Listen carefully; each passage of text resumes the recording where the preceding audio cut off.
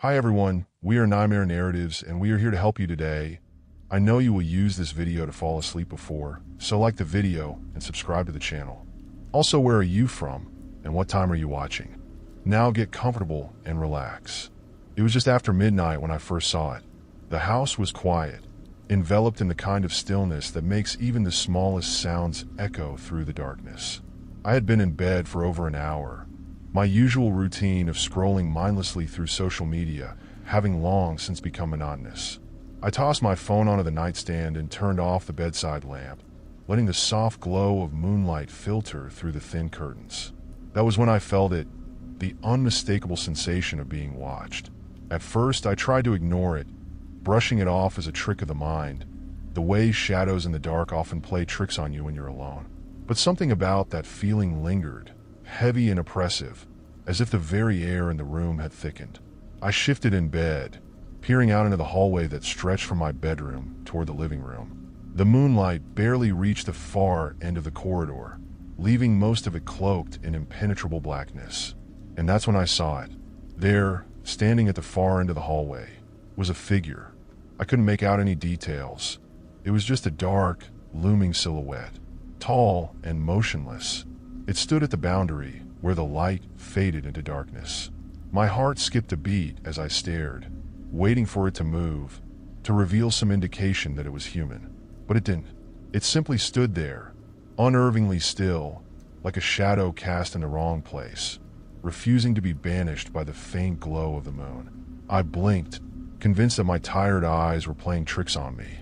But when I opened them again, the figure remained. Fear began to claw at my chest, a cold, creeping sensation that spread through my limbs. My mind raced, desperately searching for a logical explanation. Was it just a shadow? A trick of the light? Maybe something hanging at the end of the hall, casting an unusual shape? Summoning the courage to move, I sat up slowly, my gaze never leaving the figure. I strained my eyes, trying to make out any features, any sign that it was just an inanimate object. But the more I stared, the more certain I became that this wasn't just a shadow. There was something there, something real, watching me. The minutes dragged by in silence, the air thick with tension. My breathing became shallow, and I could feel my pulse quicken as the weight of the situation settled over me. I glanced toward my phone, thinking of calling someone, anyone, but what would I say? There's a figure at the end of my hallway, and I don't know what it is. It sounded absurd, yet there it was, unmoving, its presence undeniable. A thought crossed my mind. What if it's waiting for me to approach? The very idea sent a shiver down my spine. There was no way I was going down that hallway. Not now. Not with that thing standing there. I lay back down, pulling the covers up to my chin as if they could somehow protect me. I told myself I was imagining things, that it would be gone by morning, that I'd laugh about it later. But sleep was impossible. Every time I closed my eyes, I could feel its presence, looming in the darkness, just out of reach, but close enough to feel. Hours passed, the quiet ticking of the clock the only sound breaking the oppressive silence. I must have dozed off at some point, because when I opened my eyes again, sunlight was streaming through the window. I immediately turned my head toward the hallway, my heart pounding in my chest. The figure was gone. A wave of relief washed over me, but it was quickly replaced by a lingering unease. Had it really been there, or had I imagined the whole thing? I climbed out of bed cautiously, stepping into the hallway where the figure had stood just hours before. There was nothing out of the ordinary, no strange shadows, no lingering presence. It was as if nothing had happened at all. But the memory of that dark figure, standing so still at the end of the hallway, refused to leave my mind. Even in the daylight, I could still feel the weight of its presence, as if it had left something behind, an invisible imprint that clung to the air. For the rest of the day, I tried to push the thought out of my head. I went about my routine, but every time I passed the hallway, I found myself glancing toward the spot where the figure had stood. I couldn't shake the feeling that I was being watched, that whatever had appeared last night might return. That night, as darkness fell and the house grew quiet again, I found myself hesitating before turning off the lights. My heart raced as I peered into the hallway, half expecting to see the figure standing there once more. But the corridor was empty, bathed in the soft glow of the moon. I turned off the light and climbed into bed, determined to get some sleep. But as soon as I closed my eyes, that same sensation crept over me, the feeling of being watched. I opened my eyes and looked toward the hallway. The figure was back. This time it was closer. The figure was no longer at the far end of the hallway. It had moved closer. It now stood just beyond my bedroom door, its outline more defined in the dim light of the moon. My breath hitched in my throat as the reality of the situation struck me like a cold wave. Whatever this thing was, it wasn't just a trick of the light. It wasn't an illusion caused by my tired mind. It was real. The figure remained unmoving, a dark, human-shaped shadow standing eerily still in the doorway. I didn't dare blink, my wide eyes glued to it as my mind scrambled for an explanation. Had I left the door open wider? Had I invited this thing in by not shutting it completely? I didn't know what to do. My body felt paralyzed, frozen in place by fear. My thoughts whirled in chaotic circles, trying to make sense of the impossible. I wanted to scream, but the sound lodged in my throat, stifled by the suffocating dread that filled the room. Minutes passed, or maybe it was hours. Time had become a blur, warped by the overwhelming tension that gripped me. I didn't dare take my eyes off the figure, terrified that if I looked away, it might move again. And then, a terrifying thought crept into my mind. What if it was already moving, inching closer with every passing second, just too slowly for me to notice? The idea sent a shiver down my spine, and my skin prickled with goosebumps.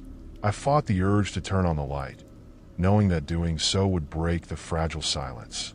But I couldn't stay like this forever. Something had to happen. Either the figure would disappear as mysteriously as it had come, or I would have to face it. I tried to think logically. If I called for help, what would I even say? There was no one nearby, no one who would understand. And even if they did, they would likely dismiss it as a bad dream or a bout of paranoia. After all, how could I explain a shadow that moved but never shifted? Then, as if responding to my frantic thoughts, the figure stirred. I gasped audibly, my heart hammering against my ribs. The movement was subtle, but unmistakable. It leaned forward slightly, as though acknowledging my presence. My eyes watered from the intensity of my stare, but I refused to blink, fearing that if I did, it would come even closer.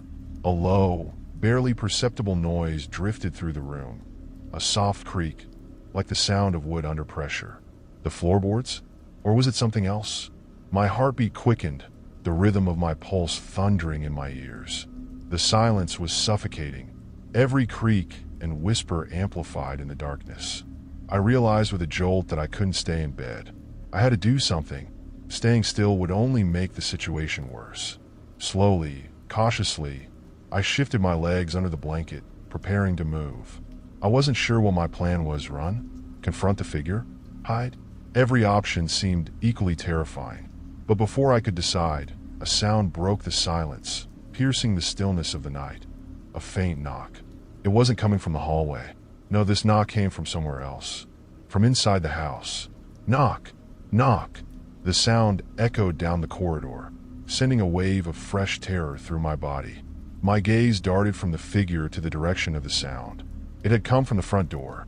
3 precise knocks, deliberate and chilling. Knock! Knock! Knock! I squeezed my eyes shut, praying it was my imagination playing tricks on me. Maybe it was just the house settling or some animal outside. But then I heard it again, louder this time, more insistent. Knock! Knock! Knock! I couldn't ignore it any longer. Someone, or something, was at my door.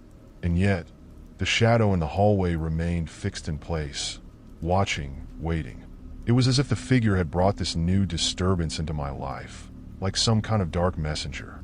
I swallowed hard, trying to calm the panic rising in my chest. What should I do? If I moved, would the figure follow me? If I ignored the knocking, would it stop? My mind raced through countless possibilities, each one more horrifying than the last. Then, as if reading my thoughts, the figure moved again, this time unmistakably closer. It took a step forward, crossing the threshold of my bedroom door. My breath hitched in my throat, and I instinctively pressed myself back against the headboard. The figure's outline grew sharper, more menacing in the pale moonlight, and I realized something chilling. It had no face, no eyes, no mouth, no features at all. Just a black, hollow shape that seemed to absorb the light around it. And it was coming toward me. The knocks continued, relentless and demanding. I had to make a decision, and fast. My body screamed at me to flee, but my mind was torn. If I left the safety of my bed, where would I go? The figure was blocking my only exit, and the knocking at the door promised no salvation. In that moment, a horrifying realization struck me. The figure wasn't the only thing I needed to fear. Whatever was knocking at the door wasn't waiting for an invitation. It was already inside. The figure was inside my room now. It stood at the foot of my bed, its faceless form looming over me like a dark omen. I couldn't breathe, couldn't think. My entire world had shrunk to the space between us, and the slow, rhythmic knocking that continued to echo from the front door. Knock, knock, knock. Every knock seemed to reverberate through my bones, each one growing louder and more insistent, as if demanding that I acknowledge it. I felt trapped, pinned under the weight of my fear, unable to move or react. The figure at the foot of my bed was waiting, watching, or at least it felt like it was, despite its lack of eyes. I had the unsettling sense that it was observing me, studying my every breath and heartbeat. Then, as if to break the suffocating tension, the knocking suddenly stopped. The silence that followed was even more terrifying. It was as though the entire house held its breath, waiting for something terrible to happen. I could feel the pressure building, the heavy weight of anticipation pressing down on me. For a moment, I thought, hoped, that maybe it was over, that maybe the figure would vanish as mysteriously as it had appeared. But that hope was shattered in an instant. From the direction of the hallway came a new sound.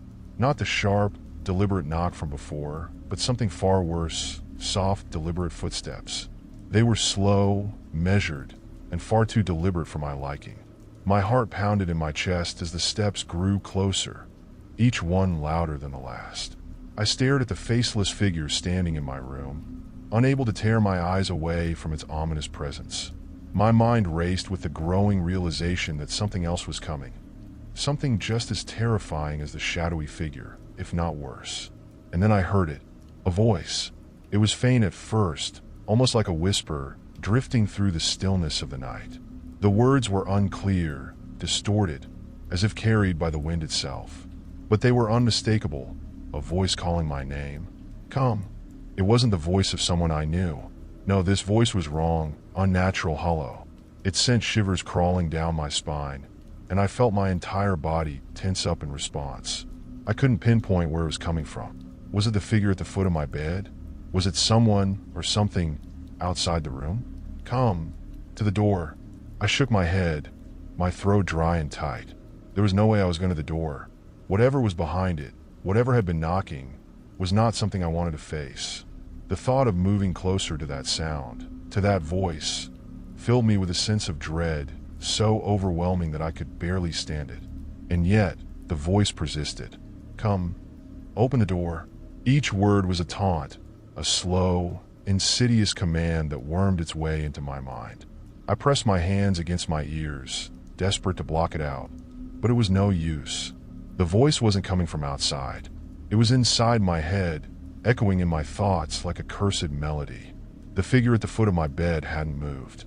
It just stood there, a silent, looming presence, as if waiting for me to obey the voice. Was this thing controlling the voice? Was it some kind of lure, drawing me closer to whatever was waiting at the door? I didn't want to find out. My instincts screamed at me to stay put, to remain in the safety of my bed, even though I knew it wasn't truly safe. I glanced around the room, desperate for something, anything that could offer me some kind of escape. But there was nothing. The figure was blocking my only way out. Suddenly, a loud crash came from the hallway, followed by the unmistakable sound of something heavy scraping against the floor. My heart leapt into my throat as my head snapped in the direction of the noise. Something was out there. Something was moving. It was no longer just footsteps or knocks. Whatever had been at the door was now inside the house, moving closer. I swallowed hard, the terror nearly paralyzing me. I couldn't stay here. I had to do something, anything. But what?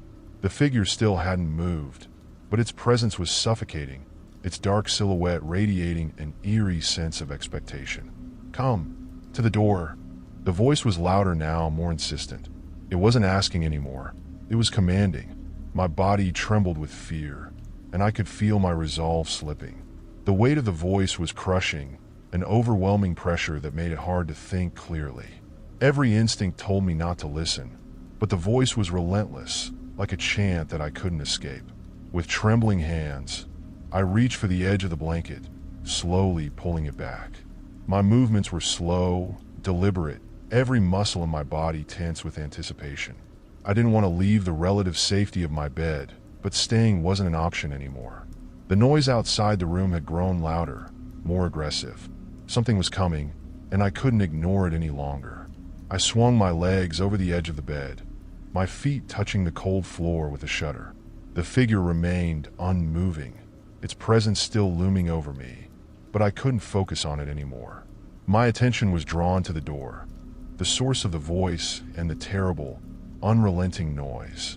My legs felt weak, but I forced myself to stand, each step toward the door filled with a sense of dread so deep it made my skin crawl. The hallway outside was pitch black, but the soft glow from my room illuminated just enough to reveal shadows dancing on the walls. And then I saw it. A shape, barely visible in the darkness, was standing just outside my door, waiting for me. It was no longer just a voice or a figure in the distance. It was here, right outside, waiting for me to open the door. I froze in my tracks, my hand hovering just inches from the door handle. The shape outside was barely distinguishable, blending into the darkness, but its presence was unmistakable. My heart pounded in my chest, so loud I was sure it could hear me. My breathing was shallow and uneven, each breath a struggle as fear gripped me tighter. I didn't know what it wanted, but I knew opening that door was a mistake. Every fiber of my being screamed at me to turn around, to retreat back to the relative safety of my bed, to ignore the voice that was still echoing in my mind. Come, open the door. The voice was relentless, like a hypnotic chant that tried to pull me in, tried to make me forget the fear coursing through me. But I couldn't. My senses were on high alert, and every instinct told me that whatever was on the other side of that door wasn't human. It wasn't someone I could reason with or plead for mercy. It was something far worse. I backed away from the door slowly, careful not to make a sound. My eyes never left the dark shape outside, though I could barely make it out in the dim light. It didn't move, didn't react. It was as if it were waiting for me, patiently, knowing that eventually I would break. But I wouldn't. I couldn't. As I backed up further, I collided with the bed frame, the sharp knock of wood against my knee making me wince. My eyes flicked over to the figure still standing at the foot of my bed. It hadn't moved, but its presence was suffocating. The combination of the shadow outside and the figure inside was overwhelming, as though they were working together, conspiring against me. I had to get out of there. I turned my head slightly, scanning the room for any potential escape routes. The window, of course. It was my only option. If I could climb out, I could make a run for it, maybe find help, or at least get some distance between me and whatever was in the house with me. But as I moved toward the window, the voice spoke again. Do not run. This time it was different. It wasn't just a whisper or a command. It was a warning. My legs almost buckled as I froze mid-step. The figure at the foot of the bed remained unmoving, but I felt its silent gaze boring into me. I swallowed hard, my throat dry as sandpaper. I didn't want to run. I wanted to survive. But running seemed like the only logical option. The door was blocked, and the voice was becoming more and more invasive, wrapping around my thoughts like a vice. The scraping sound from earlier, the one that had come from the hallway, resumed, louder this time, as if something heavy was being dragged across the floor outside my door. My mind raced with possibilities. Was it dragging something to me, or was it moving away? Was this my chance to escape? I made a decision then, a split-second choice that could mean life or death. I lunged for the window, fumbling with the latch as I tried to open it as quickly as possible. My hands shook, fingers slipping on the cold metal, but I managed to pry it open with a sharp creak. The cool night air rushed in, a stark contrast to the suffocating atmosphere inside the room. I glanced back at the door, expecting the shape to burst through at any moment, but it didn't. The door remained closed, and the shape was still just a shadow outside. The scraping sound had stopped. For a moment, I thought maybe I had a chance. Maybe I could escape. But as I swung my leg over the windowsill, a new sound stopped me dead in my tracks. It was a whisper. Close. Too close. Don't leave. The voice wasn't coming from outside anymore. It was inside the room, right next to me. I whipped my head around, heart hammering in my chest, and my blood ran cold. The figure at the foot of my bed had moved. It was standing directly beside me now, its faceless form looming closer than ever before. My breath caught in my throat, and I could feel my body locking up, paralyzed by the sheer terror of it. The air around me felt thick, oppressive, as though the figure's presence alone was enough to sap the strength from my limbs. I tried to move, tried to force myself through the window, but it was as if an invisible force held me in place. I could feel the pressure building again, the same sensation I had felt earlier when the voice had commanded me to open the door. Stay, the voice whispered, so close it felt like it was inside my ear. You're not ready to leave yet. I gritted my teeth, fighting against the paralyzing fear that held me in place. Every instinct screamed at me to escape, to get away from the figure that was now so close. I could feel the coldness radiating from it, but I couldn't move. My muscles refused to obey, as if the voice had complete control over me now. Suddenly, a knock echoed through the room again. Knock, knock, knock. But this time, it didn't come from the door. It came from inside the walls. My eyes widened in horror as the sound echoed around me, growing louder and more persistent with each passing second. The figure beside me remained still, but I could feel the presence of something else now, something hidden just beyond my sight. The knocking continued, faster now, more frantic, as if something was trying to break through. My gaze darted around the room, searching for the source, but there was nothing, just the walls, the window, and the figure standing beside me. And then, without warning, the knocking stopped. Silence fell over the room like a heavy blanket, suffocating and oppressive. The figure beside me didn't move, didn't make a sound, but I knew it was waiting for me to make a choice. The voice, now barely more than a whisper, drifted through the stillness once again. Decide. I didn't know what it wanted from me. I didn't know why this was happening, but I knew one thing. I couldn't stay here any longer. Whatever was behind the knocking, whatever was controlling the figure, wasn't finished with me yet. I took a deep breath, steeling myself for what I had to do.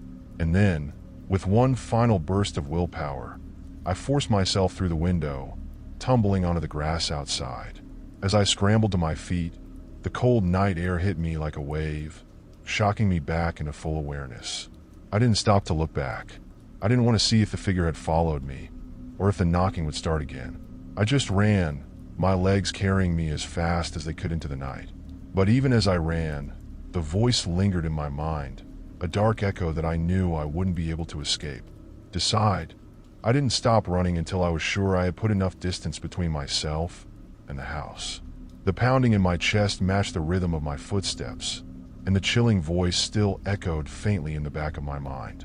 My breaths came in ragged gasps as I slowed, finally glancing over my shoulder to make sure nothing had followed me. The night was eerily quiet, save for the soft rustling of leaves in the wind. There was no shadowy figure, no scraping, no whispers, just the cold night and the realization that something impossible had happened in my room. I found myself in a small park, the kind of place I would walk by during the day and not give a second glance. Now, under the cover of darkness, it felt like a temporary sanctuary, a place where I could catch my breath and think. I collapsed onto a nearby bench, my hands trembling as I tried to make sense of it all. What had I seen? Was I losing my mind? I kept replaying the events of the past few hours over and over again. The strange knocks, the figure that appeared at the foot of my bed, the haunting voice that seemed to come from everywhere and nowhere at once. It defied explanation, defied logic, but there was something else that nagged at me, something I had almost forgotten in the chaos of my escape. The scratching sounds, the ones that had come from beneath my bed. Had they been part of whatever was trying to control me, or were they something else entirely? A message? A warning? I didn't know, but the thought wouldn't leave me. There was something under my bed, and I had to know what it was. I stayed in the park for what felt like hours, watching the sky lighten ever so slightly as dawn approached. The fear still gripped me, but curiosity was beginning to take hold, stronger than before. When the first hint of morning light touched the horizon, I knew what I had to do. I couldn't run from this forever. The house, the voice, the figure. I couldn't let them have power over me. I needed answers. I needed to know what was under my bed. The walk back to my house was slow and deliberate. I kept my eyes on the road ahead, my mind trying to stay calm and rational. But the closer I got, the heavier the air around me felt. It was as if the house itself was alive, waiting for my return. When I reached my front door, I hesitated. Every fiber of my being wanted to turn and walk away, to leave the house behind forever. But I couldn't. This was my home, and whatever was happening inside it, I needed to face it. The door creaked as I pushed it open, the familiar scent of the house washing over me. Everything seemed unchanged. No signs of disturbance, no evidence of what had transpired the night before. But I knew better. I moved cautiously, every step deliberate as I made my way up the stairs to my bedroom. My heart raced faster with each step, the memory of the figure beside my bed still fresh in my mind. What if it was still there? What if it was waiting for me? The door to my room stood slightly ajar, just as I had left it when I escaped through the window. I pushed it open slowly, half expecting to see the shadowy figure waiting for me again. But the room was empty.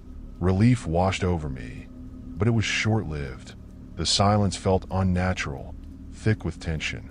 My eyes were drawn to the bed, and a cold dread settled over me. The scratching sound had come from beneath it, and now there was no avoiding it. I knelt down, my hand trembling as I reached for the edge of the bed. Slowly, I lifted the mattress, half expecting something to reach out and grab me. But all I saw was darkness, and then I saw it, faint, almost imperceptible at first, but unmistakable. Scratches. Deep, jagged lines carved into the wooden floorboards under my bed. My breath caught in my throat as I leaned in closer, my heart pounding in my ears. There were words scratched into the floor. A message. I squinted, trying to make sense of the chaotic markings. The letters were crude, uneven, as if whoever, or whatever, had carved them had done so in a frenzy. But the message was clear. Do not trust the voice. The words sent a chill down my spine. My mind raced, trying to make sense of what I was seeing. Someone, or something, had left this message for me. But who? And why? The voice, the one that had been whispering to me all night. It wasn't helping me. It was manipulating me. It had wanted me to stay, to listen, to obey. But why? I stared at the message, my mind spiraling with questions. Had the figure at the foot of my bed been part of this? Or was it trying to warn me too? Nothing made sense. The more I tried to piece it together, the more confusing it became. And then I heard it again. A knock. Slow, deliberate. Knock, knock, knock. My blood turned to ice as I realized where it was coming from. Not the door, not the window. It was coming from the walls, the same place it had come from last night. Knock, knock, knock. The sound echoed around me, growing louder, more insistent.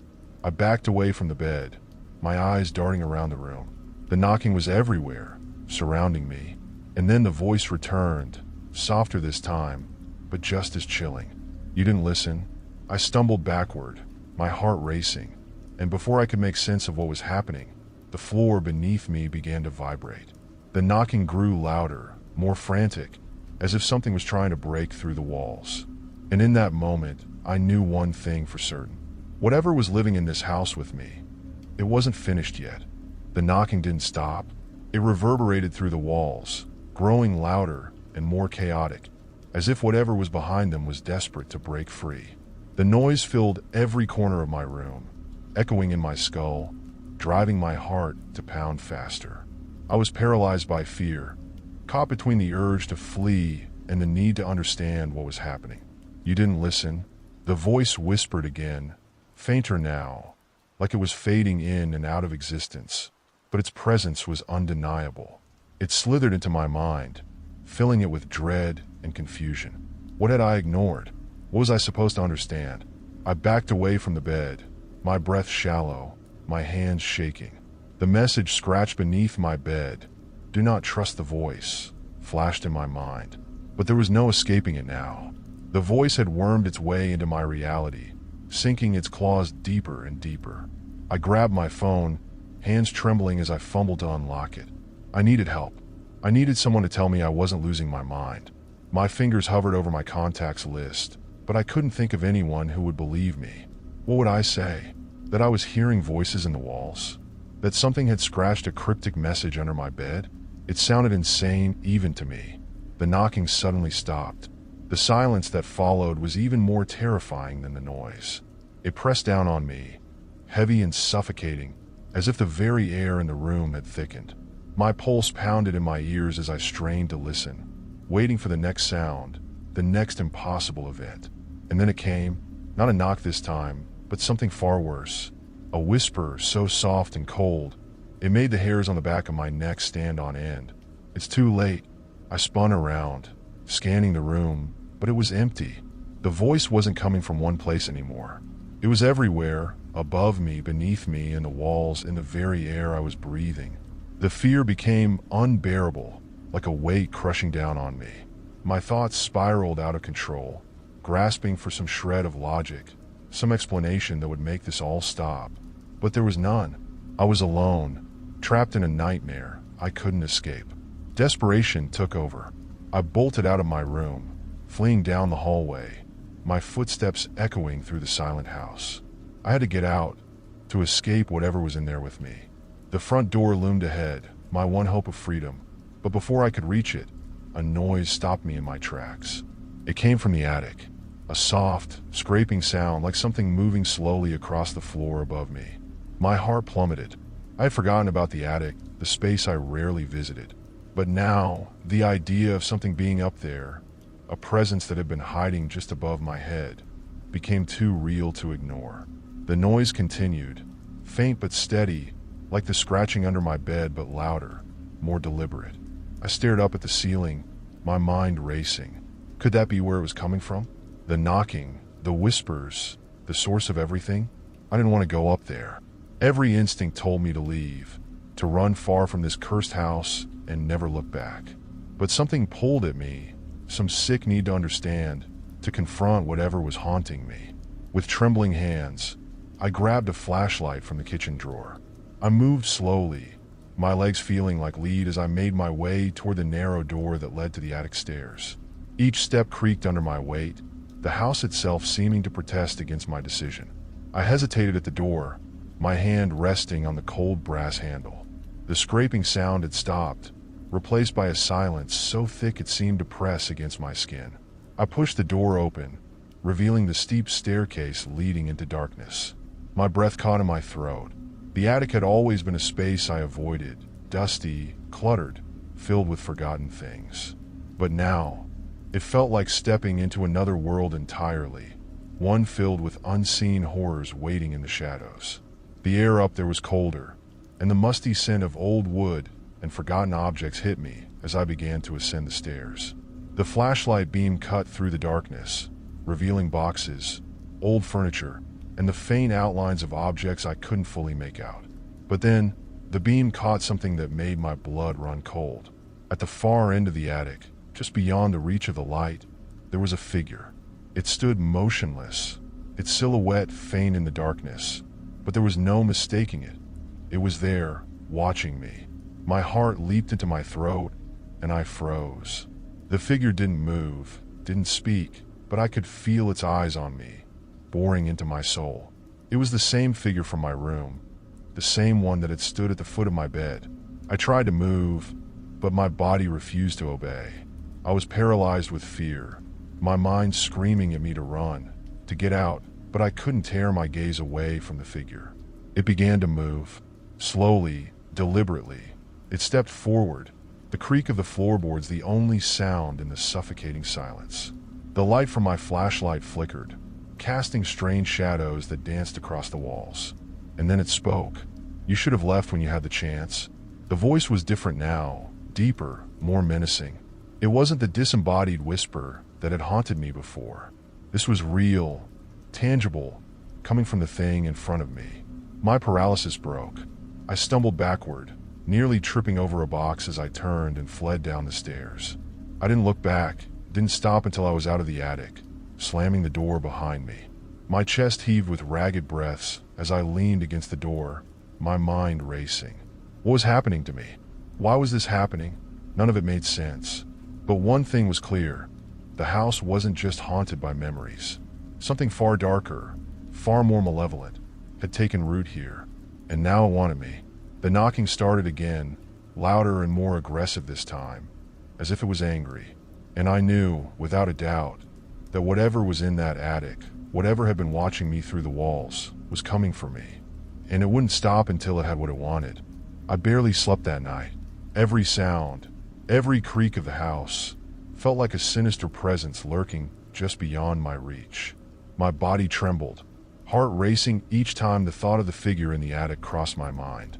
I couldn't stop seeing its dark silhouette in my head, the way it stood so still, watching me with unseen eyes. Morning eventually came, but it brought no comfort. The house, bathed in daylight, felt just as oppressive as it did in the dead of night. I knew I couldn't stay here much longer, but where could I go? Would leaving even help? The house wasn't just any house. It had become an extension of whatever entity was haunting me. I felt trapped, as if the walls themselves were tightening around me. I needed answers. Whatever this thing was, whatever had scratched the warning under my bed, it was tied to the house somehow. There was a history here I hadn't uncovered, something buried deep beneath the years of dust and memories. I decided to start my search where it all seemed to originate, the attic. Despite the terror that gripped me, I forced myself to go back upstairs. This time, I was determined to approach it differently. I would face this thing head on, no matter how frightening the encounter was. I grabbed my phone, deciding to document everything. If something happened to me, at least there would be evidence. I also grabbed a notebook and a pencil, preparing to jot down any details, any strange occurrences that I might forget in the heat of the moment. I stood at the base of the attic stairs, heart pounding. The silence in the house felt louder than ever, pressing in on me like an invisible force.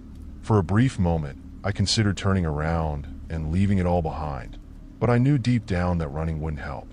Whatever was happening was tied to this place, and if I didn't face it, it would continue to haunt me, maybe even beyond these walls. I opened the door and climbed the stairs, my flashlight illuminating the same dusty clutter from before. The air was still frigid, and that same musty scent filled my nostrils, reminding me of how old and forgotten this space was. I reached the top, bracing myself as the light flickered again. But this time, there was no figure waiting for me. The attic was empty, just as it should be, but something felt off. My gut told me I wasn't alone. I could feel it. The oppressive energy still lingered, heavy and stifling. I took a deep breath and began searching, meticulously looking through old boxes and furniture. There had to be something here, something that explained what I had seen. After what felt like hours of searching, I stumbled upon an old, leather-bound book hidden in the corner of the attic, partially covered by a dusty tarp. It looked ancient, its cover cracked and worn, as if it had been untouched for decades. My hands trembled as I picked it up.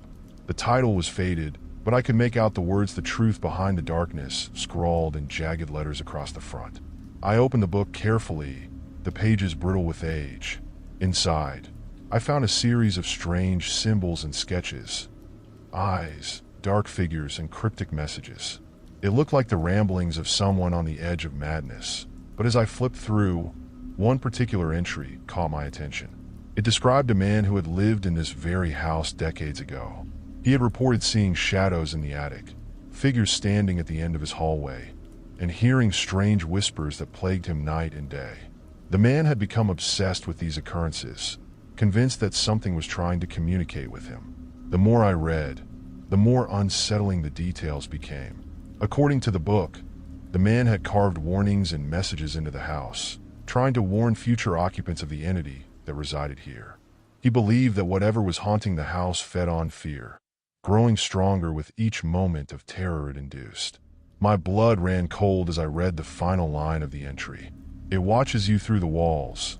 It waits for you in the shadows, and when it calls your name, it will not stop until you answer.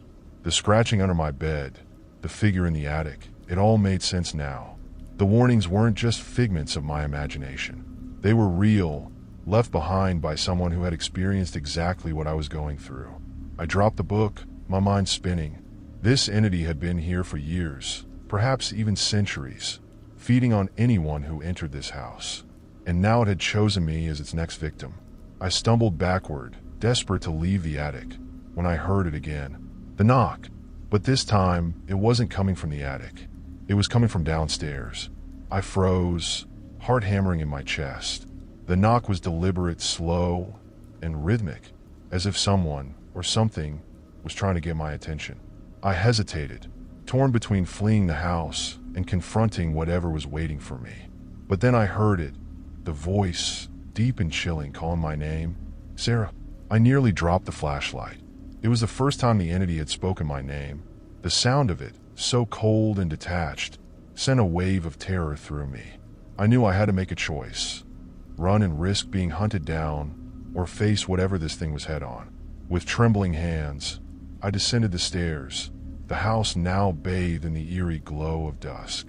The shadows in the corners of the room seemed to stretch out, growing darker, as if they were alive.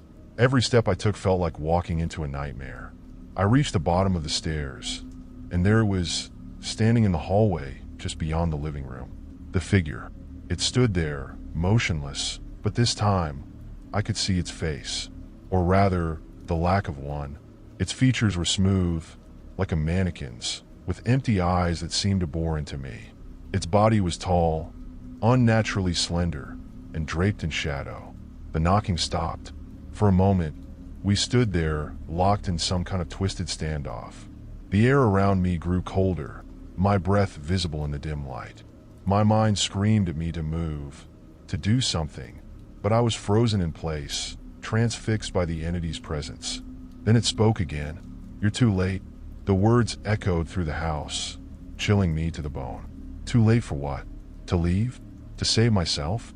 I didn't understand, but I knew one thing. I was in more danger now than ever before. The entity took a step forward, and the lights flickered, casting the hallway into darkness. When they came back on, the figure was gone. But I knew, deep down, it hadn't left. It was still here, and it wasn't done with me yet. The moment the lights flickered and the figure vanished, the reality of my situation hit me with full force. This wasn't just a haunting. Whatever was in my house wasn't playing games anymore. It was making its final move. My pulse raced as the oppressive atmosphere thickened, the air itself seeming to coil around me like an invisible noose. I had to act quickly. I needed to find a way to stop it, to break the cycle of fear that had given it so much power.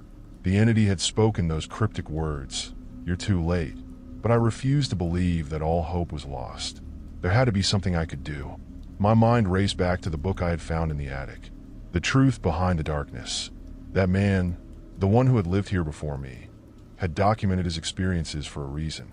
Maybe he had found a way to survive, a way to weaken the entity. There had to be more in the book, more information I hadn't yet discovered.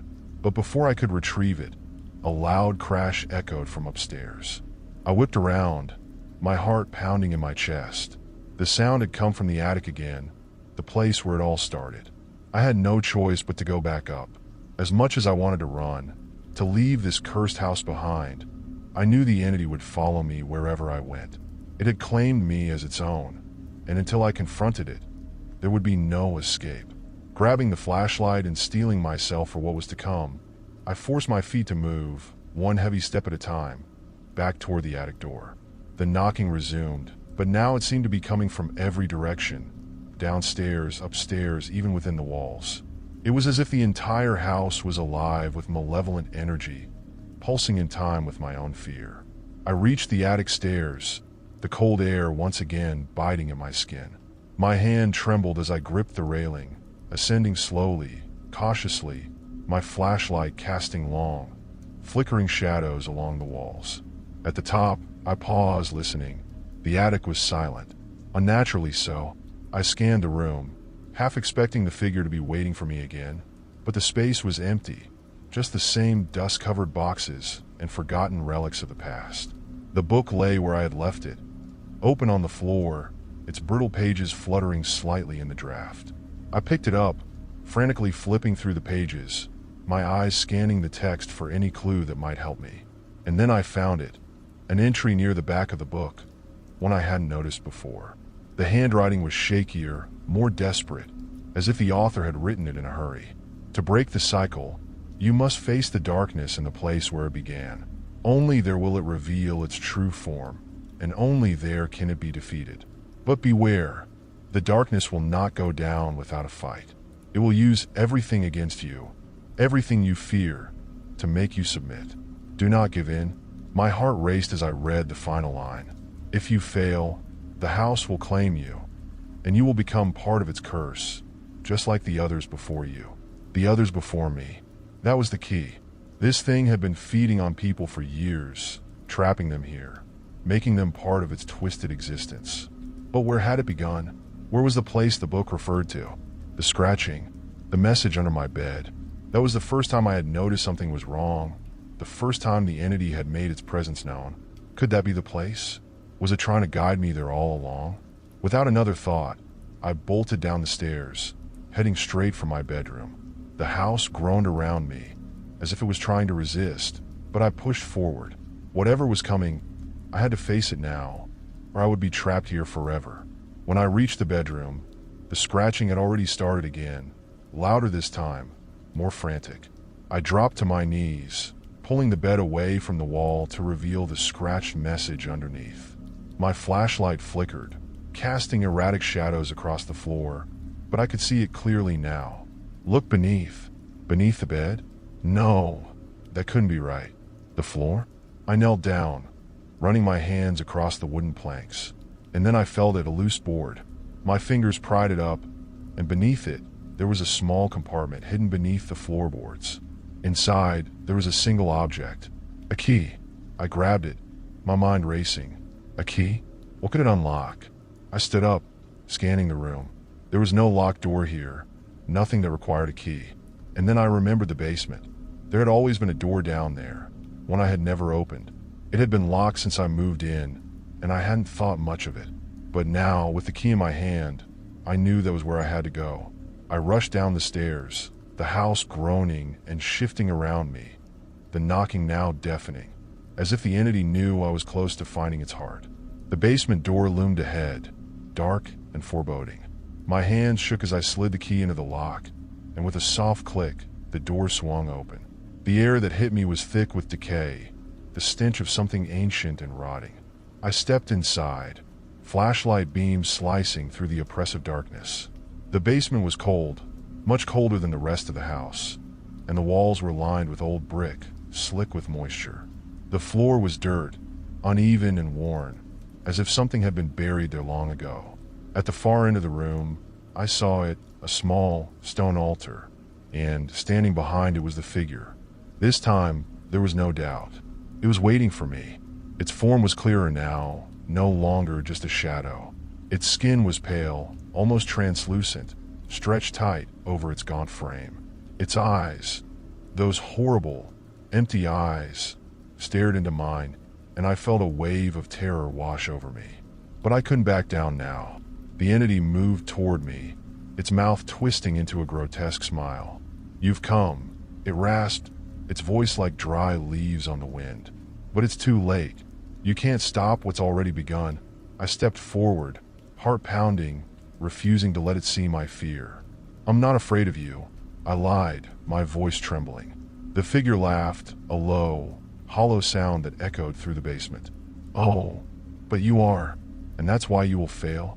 Before I could react, the room around me began to warp, the walls stretching and twisting as if the house itself was alive. The floor beneath my feet cracked and crumbled, and I fell to my knees, clutching the key in my hand. The entity loomed over me, its face inches from mine. "Submit," it whispered, its voice crawling into my mind like a parasite. Submit, and this will all be over. I squeezed my eyes shut, willing myself not to give in. But the fear was overwhelming, suffocating, and I could feel my resolve slipping. And then I remembered the book's warning. It will use everything against you, everything you fear, to make you submit. Do not give in. With a surge of determination, I gripped the key tighter and stood up. The entity recoiled slightly, its smile fading. You can't control me, I said, my voice stronger now. I'm not afraid of you anymore. The entity hissed, its form flickering like a dying flame. For a moment, the air was still, and then, with a deafening roar, the figure lunged at me. The entity hurtled toward me, its presence as overwhelming as a tidal wave of darkness. Time seemed to slow down, every heartbeat echoing in my chest as I braced for impact. But something unexpected happened. As it reached me, the figure flickered, like a faulty projection caught in the sputtering light of my flashlight. It was less solid, less real than before. My refusal to submit had weakened it. I gripped the key tighter, feeling its cold metal pressing into my palm. The air around me seemed to shift, the suffocating weight of the entity's presence momentarily lifting. But I knew this wasn't over. It was merely the beginning of the final struggle. The basement seemed to pulse with energy, like the house itself was alive, watching, waiting for what would happen next. The walls groaned, and the ground beneath my feet shuddered. My flashlight flickered, the beam darting erratically around the room, illuminating the stone altar, the cracked floor, and the looming shadow that had now retreated to the far end of the basement.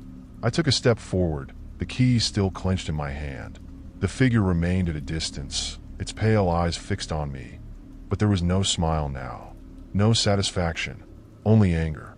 You cannot defy me, the entity snarled, its voice low and dangerous. I have consumed them all, every soul who dared challenge me in this house. You are no different. I didn't respond. Words would be useless against something like this. Instead, I focused on the key, on the strange pull I felt from it, as though it was guiding me towards something I hadn't yet discovered. There was more to this story, something hidden beneath the surface, just as the key had been buried under the floorboards. I had come too far to turn back now. I needed to know the truth. I scanned the room again, and my gaze fell on the altar. Something about it seemed wrong, out of place. It wasn't just an altar, it was a doorway, a passageway to something deeper, something hidden, and the key in my hand was meant to unlock it.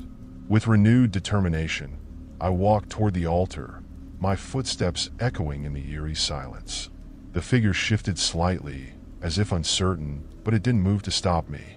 It was almost as if it was afraid of what I was about to uncover. I reached the altar, running my hand over the cold, rough surface. There was an indentation on the side, a small, keyhole-shaped marking. I hesitated for only a moment before sliding the key into the slot. It fit perfectly.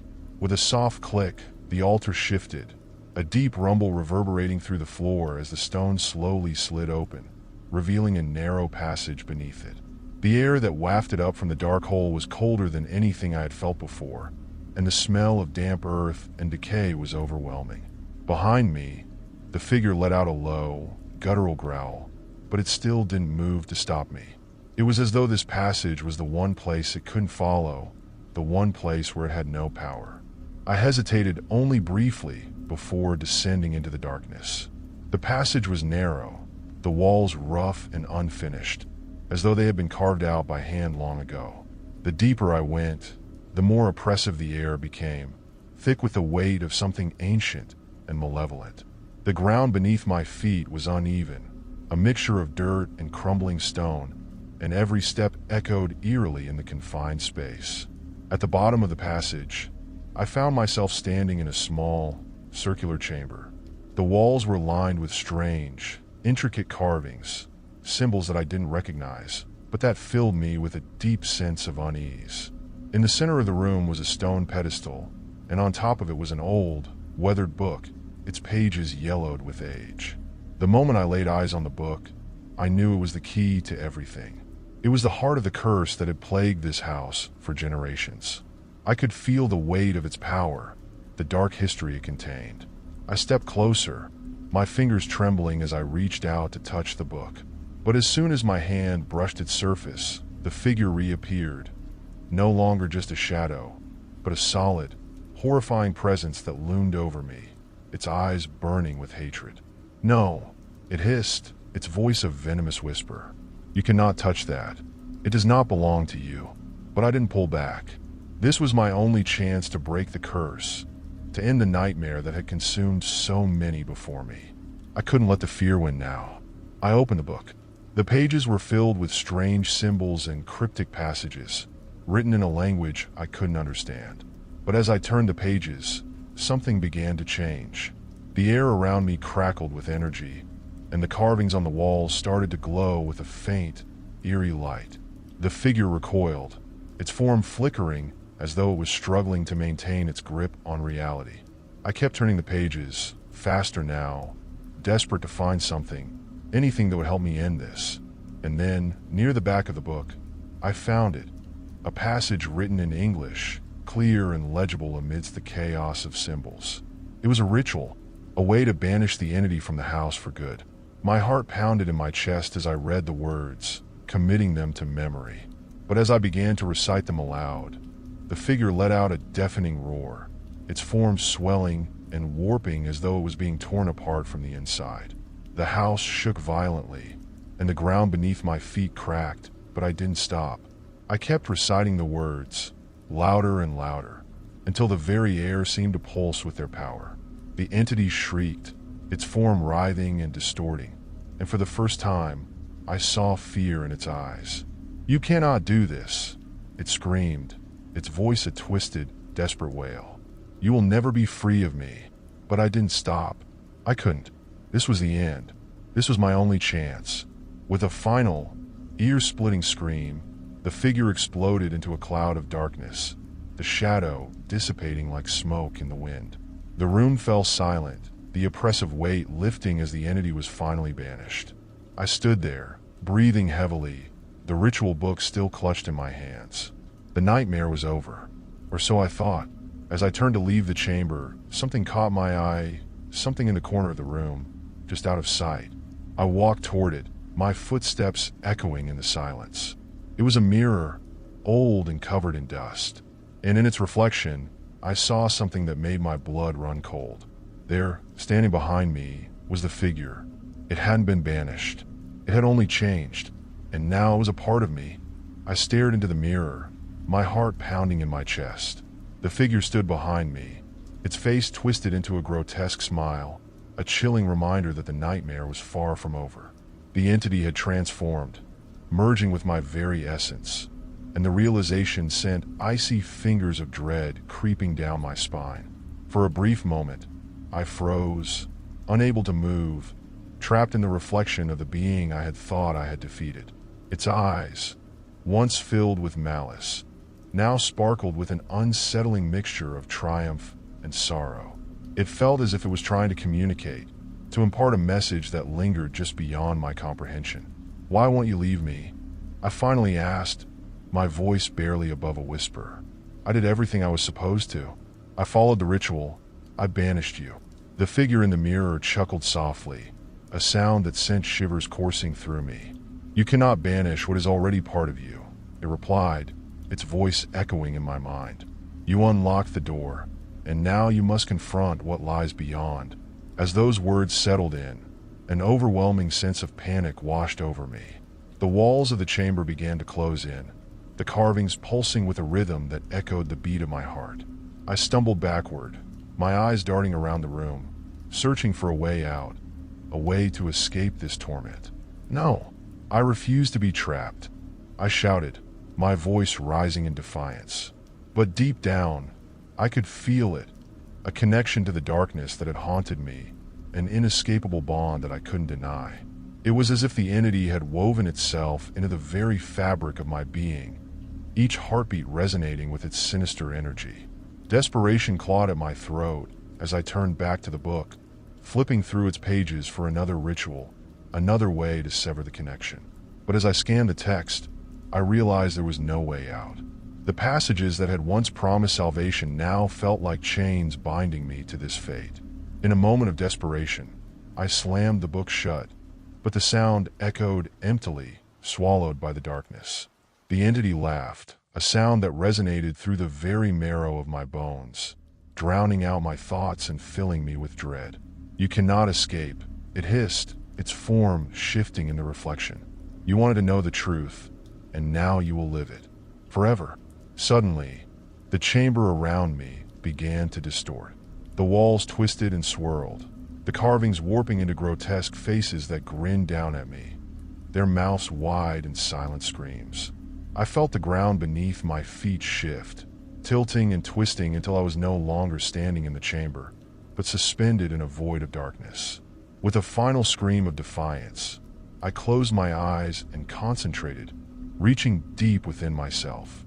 I remembered the ritual, the words that had once held power. I could feel the energy surging within me, the remnants of the spell I had recited. Perhaps there was still a chance to break free. "I am not your prisoner," I shouted into the darkness, my voice cutting through the suffocating silence. "I am more than this. You do not own me." The shadows writhed around me, the figure in the mirror flickering as I poured every ounce of strength into my words. I felt a shift, a crack forming in the darkness that surrounded me. Suddenly, a blinding light erupted from within, illuminating the void and pushing the shadows away. I felt the warmth of it envelop me, pulling me away from the cold grip of despair. The entity shrieked, its form twisting and contorting as the light surged, driving it back. With one final push, I released a roar that echoed through the void, a declaration of my will. The light exploded, consuming everything in its path, until the darkness shattered into a million pieces, leaving only a serene silence in its wake. I opened my eyes, gasping for air, as I found myself back in the small chamber beneath the altar. The walls were still adorned with the strange carvings, but the oppressive energy had lifted. The book lay open before me, its pages now blank, devoid of the dark symbols and words that had once filled them. I was free, but as I stood there, I couldn't shake the feeling that something had changed within me. The connection to the entity might have been severed, but the experience had left its mark. The battle I had fought had awakened something deep inside, a strength I hadn't known I possessed, but also a lingering darkness that would always be a part of me. I climbed back up the narrow passage, each step feeling lighter than the last, as the weight of the nightmare slowly lifted. The light from above spilled into the chamber, illuminating the dusty floor and the remnants of the altar. I emerged into the basement, and the air felt fresh and invigorating, as though I had stepped into a new world.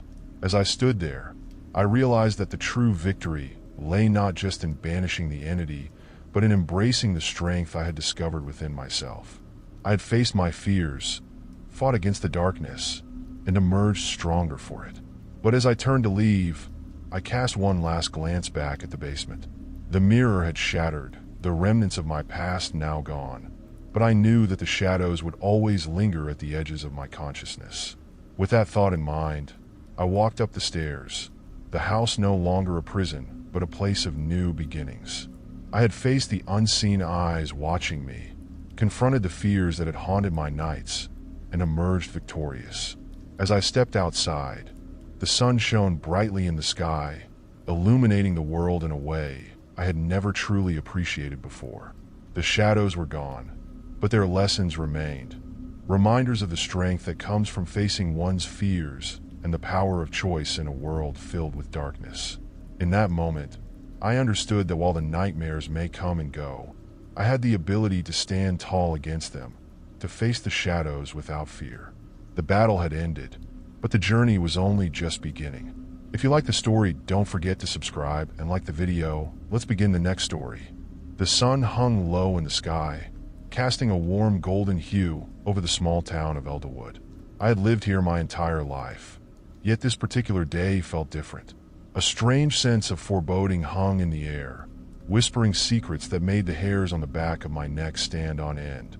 Perhaps it was the eerie stillness that blanketed the streets, or the way the trees seemed to sway in unison, as if sharing a conversation only they could understand. I had decided to take a walk to clear my mind, to shake off the malaise that had settled over me like a thick fog. My feet instinctively led me down familiar paths, past the old library and the quaint coffee shop where I had spent countless hours. But today, I found myself wandering deeper into the woods that bordered the town, an area I had always avoided. They were rumored to be haunted, filled with tales of lost souls and lingering spirits, and yet, something drew me in, a magnetic pull that I couldn't resist. As I ventured further, the trees thickened, their gnarled branches creating a canopy that blocked out the fading sunlight. Shadows danced around me, elongating and twisting, and I couldn't shake the feeling that I was being watched. I brushed it off as paranoia, reminding myself that I was alone in the woods. The peaceful chirping of birds soon faded into an eerie silence, the only sound being the crunch of leaves under my feet. After what felt like an eternity, I stumbled upon a small clearing. It was a serene spot, surrounded by towering pines and dotted with wildflowers that painted the ground in hues of purple and yellow. In the center, however, stood a gravestone. Its surface was weathered, and moss clung to its base like a shroud. Curiosity piqued. I stepped closer, the air thick with anticipation. As I knelt down to inspect the stone, my heart sank. There it was, etched into the cold gray surface. My name, along with the date of birth, and a date that sent chills spiraling through my spine. Today's date. My breath caught in my throat as disbelief coursed through me. It couldn't be real. Someone must have been playing a cruel joke, or perhaps I was lost in some waking nightmare. The inscription read, "Here lies Nathaniel Hayes, born September 15th, 1995, died October 7th, 2024. I stumbled back, my mind racing. How is this possible? I touched the stone, the cold surface grounding me in the reality of the moment. The letters felt carved in stone, as real as the pounding of my heart. Panic surged within me, a primal instinct to flee, to escape this chilling discovery. But the forest seemed to close in around me, the trees standing tall like sentinels, bearing witness to my growing fear. I glanced over my shoulder, half expecting to see someone watching me, but the clearing remained empty, silent except for the rustling leaves above. In that moment, I felt an overwhelming urge to understand. I had to know how this grave had come to be, why it bore my name. I scrambled to my feet and scanned the area, hoping for some clue, something that would explain the impossibility of it all. As I walked around the grave, I noticed fresh flowers laid at its base, their vibrant colors stark against the dull stone. Who had left them? A chill raced down my spine as I realized that if I were truly dead, someone would have to be mourning me. The thought was unbearable. I stepped away from the grave, feeling dizzy as the world around me spun. My mind whirled with questions. Was this a warning? A premonition of my fate? As I backed away, I felt the ground shift beneath me, and I stumbled, nearly losing my balance. The grave loomed behind me, a sinister reminder of my own mortality. Panic swelled inside me, and I turned to flee. I needed to get out of this forest, to return to the safety of the town where I could rationalize this bizarre encounter. My heart raced as I sprinted through the underbrush, branches clawing at my clothes, the shadows closing in. Just as I reached the edge of the woods, a loud crack echoed behind me, like a gunshot. I whipped around, my breath hitching in my throat. The clearing was gone. The gravestone had vanished, leaving no trace of its existence. I stood frozen, heart pounding, drenched in sweat. Had I imagined it? Had the fear of the unknown twisted my reality? The sun was setting, casting long shadows that stretched ominously toward me, and I felt the weight of dread settle over my shoulders. I staggered back into town, the world around me blurring into a haze. People moved about their business, oblivious to my turmoil. I passed the coffee shop, the library, and my own home, but they felt foreign, stripped of their familiarity. Finally, I reached my front door and burst inside, slamming it shut behind me. I leaned against it, gasping for breath, as if the act of closing that door could shut out the terror I had encountered. I was alive. I had escaped whatever darkness had loomed in the woods. But even as I sought comfort in the familiarity of my home, the image of that grave haunted me. What did it mean?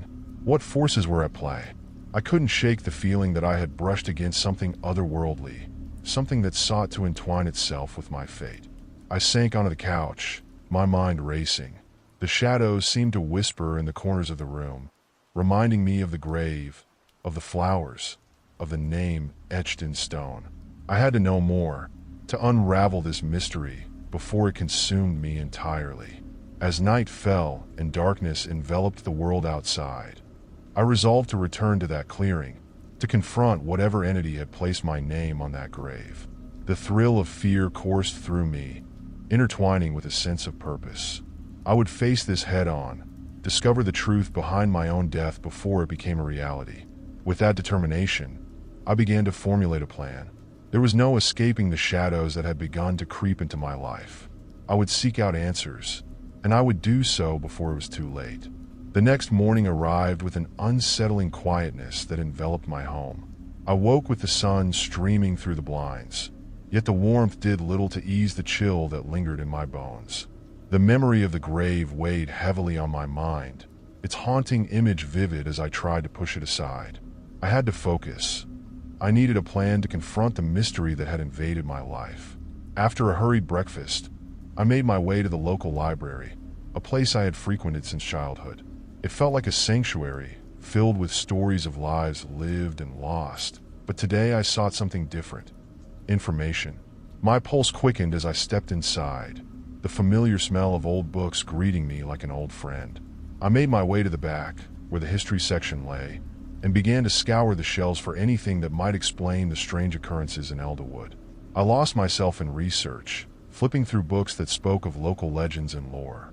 Tales of spirits, hauntings, and mysterious deaths filled the pages, but none seemed to relate directly to my plight. My frustration grew as I moved from one book to the next, and the weight of my own grave hung over me like a dark cloud. Hours slipped away, and just as I was about to give up, I stumbled upon a dusty old tome tucked away in a corner. Its title, The Secrets of Elderwood, piqued my curiosity. As I flipped through the pages, a particular entry caught my attention, an account of a peculiar burial site hidden deep within the woods. It spoke of a place where the line between life and death blurred, where the lost souls of the town were said to linger. Local lore suggests that those who wander too close to the site may find themselves facing their own mortality. I read aloud, a chill creeping up my spine. The description matched eerily with my experience, and I felt a strange compulsion to learn more.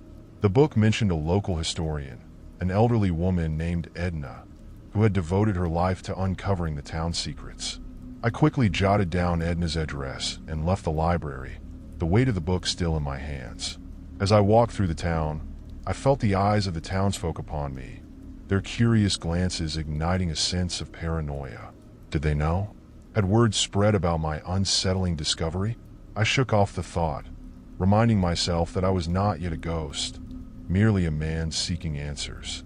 Edna's house was located at the edge of town, an old Victorian that had seen better days. The paint was peeling, and the garden was overgrown, but the charm of its history still shone through. I knocked on the door, heart racing. Would she believe me? Would she have answers? After a moment, the door creaked open, revealing an elderly woman with silver hair and sharp blue eyes that seemed to pierce right through me. "You must be Nathaniel," she said, her voice raspy yet firm. "Yes," I replied, taken aback by her immediate recognition. "I'm looking for information about a grave I found in the woods." "Come in," she said, stepping aside. I entered her cluttered living room, filled with books, artifacts, and an overwhelming scent of lavender. "I've been expecting you. The woods have many secrets, and I believe you've stumbled upon one that has long been buried." As she spoke, I felt a mix of fear and excitement. "You know about the grave?" I asked, urgency threading my voice. "More than you might think," Edna replied, her expression growing serious. "You are not the first to find it. That grave has a history, a dark one. It belonged to a young man, much like yourself, who vanished without a trace several decades ago. His name was also Nathaniel, and he was believed to have been cursed by the spirits of the woods." "Cursed?" I echoed, feeling the weight of her words. "Yes, the townspeople believe that he had angered the forest spirits, and in retribution, they marked him for death. His grave appeared overnight, much like yours did, leaving the town in shock. She paused, studying my reaction. It said that those who see their own grave will soon meet the same fate unless they can uncover the truth and set things right. A chill coursed through me. The connection was unmistakable. What happened to him? I asked, my voice barely above a whisper. Edna leaned closer, her eyes narrowing. The young man's disappearance was shrouded in mystery. Some say he wandered too far into the woods. Others claim he was taken by the spirits. No one knows for sure. But what is certain is that the grave served as a warning. It appears to those the woods deem unworthy, and it is a harbinger of doom. I could feel the walls closing in around me as the implications of her words sunk in. My own life was at stake. How do I break the curse? I asked desperately. Edna straightened, her demeanor shifting. You must return to the woods and confront the spirits. Find the true source of their anger and make amends. Only then can you hope to escape your fate. As her words settled, I felt a surge of determination rise within me. I would face this darkness head-on, unravel the threads of mystery that connected me to the past. I had come too close to the edge to turn back now. After discussing the details of my discovery, I left Edna's house with a newfound purpose. The sun was beginning to set, casting long shadows across the town as I walked home. The weight of the world felt lighter on my shoulders, but the sense of urgency was palpable. Time was of the essence. As night descended, I prepared myself mentally for the journey ahead. I gathered supplies, a flashlight, a notebook for documenting my findings, and a small offering, a token of respect to the spirits that dwelled in the woods. I needed to show them that I meant no harm, that I sought only to understand. With everything packed, I glanced in the mirror, my reflection revealing a man on the brink of transformation. I could see determination etched into my features, the shadows of doubt slowly fading. When I stepped outside, the chill of the night air wrapped around me like a cloak. The stars flickered above, a reminder of the countless souls that had wandered before me. I walked toward the woods, heart pounding, the weight of my purpose guiding me. As I reached the edge of the trees, a sense of foreboding washed over me. The darkness seemed to breathe, alive with whispers that beckoned me to step inside. I took a deep breath, steeling myself for the unknown that awaited. With each step deeper into the woods, the familiar sounds of the town faded away, replaced by the rustling of leaves and the creaking of branches overhead. The air grew thick with anticipation, as if the very forest were holding its breath. I arrived at the clearing, the moonlight illuminating the space where the gravestone had stood. But this time, I was prepared. I placed the offering on the ground, a small gesture of goodwill, and called out into the night. Spirits of the woods, I come in peace. I seek to understand the truth behind the grave I found. I wish to learn from you, to make amends for any wrongs that may have been committed. Please, reveal to me what I must do to break the curse. The air around me grew still, and I felt a sudden drop in temperature. A chilling wind swept through the clearing, carrying with it a whisper, soft yet insistent. Find the truth buried in the shadows. The voice seemed to resonate from all around me, echoing through the trees and into the depths of my soul. My heart raced as I strained to hear more, but the forest remained silent, enveloped in darkness. With a sense of urgency and fear, I understood that I was being called to uncover the truth that lay hidden beneath the surface. I had to delve deeper into the history of Elderwood and discover the secrets that had been buried for far too long. As I left the clearing, a renewed sense of determination fueled my steps. I would find the truth behind my own grave, and I would confront whatever darkness lurked within the woods. I was not just fighting for my life. I was fighting for redemption, for the young man whose name I shared, and for the countless souls who had been lost to the shadows. I stepped out of the woods, my heart pounding with a mix of fear and hope. I had taken the first step on a journey that would forever change my life, and I was ready to face whatever came next. The next day dawned with a heavy fog clinging to the ground, shrouding the town of Elderwood in an eerie blanket of gray. The sun struggled to break through the haze, casting an otherworldly glow over the streets as I prepared to delve deeper into the mystery surrounding my grave. The whispers from the night before echoed in my mind, urging me to uncover the truth that had been long buried. After breakfast, I made my way to the local historical society, a small, unassuming building that housed documents and artifacts from Elderwood's past. As I entered, the faint scent of old paper and ink filled the air, stirring a sense of nostalgia within me. The interior was dimly lit, with shelves lined with dusty books and stacks of papers waiting to be explored. At the front desk sat a woman in her 50s, her auburn hair streaked with gray and her eyes sharp and observant.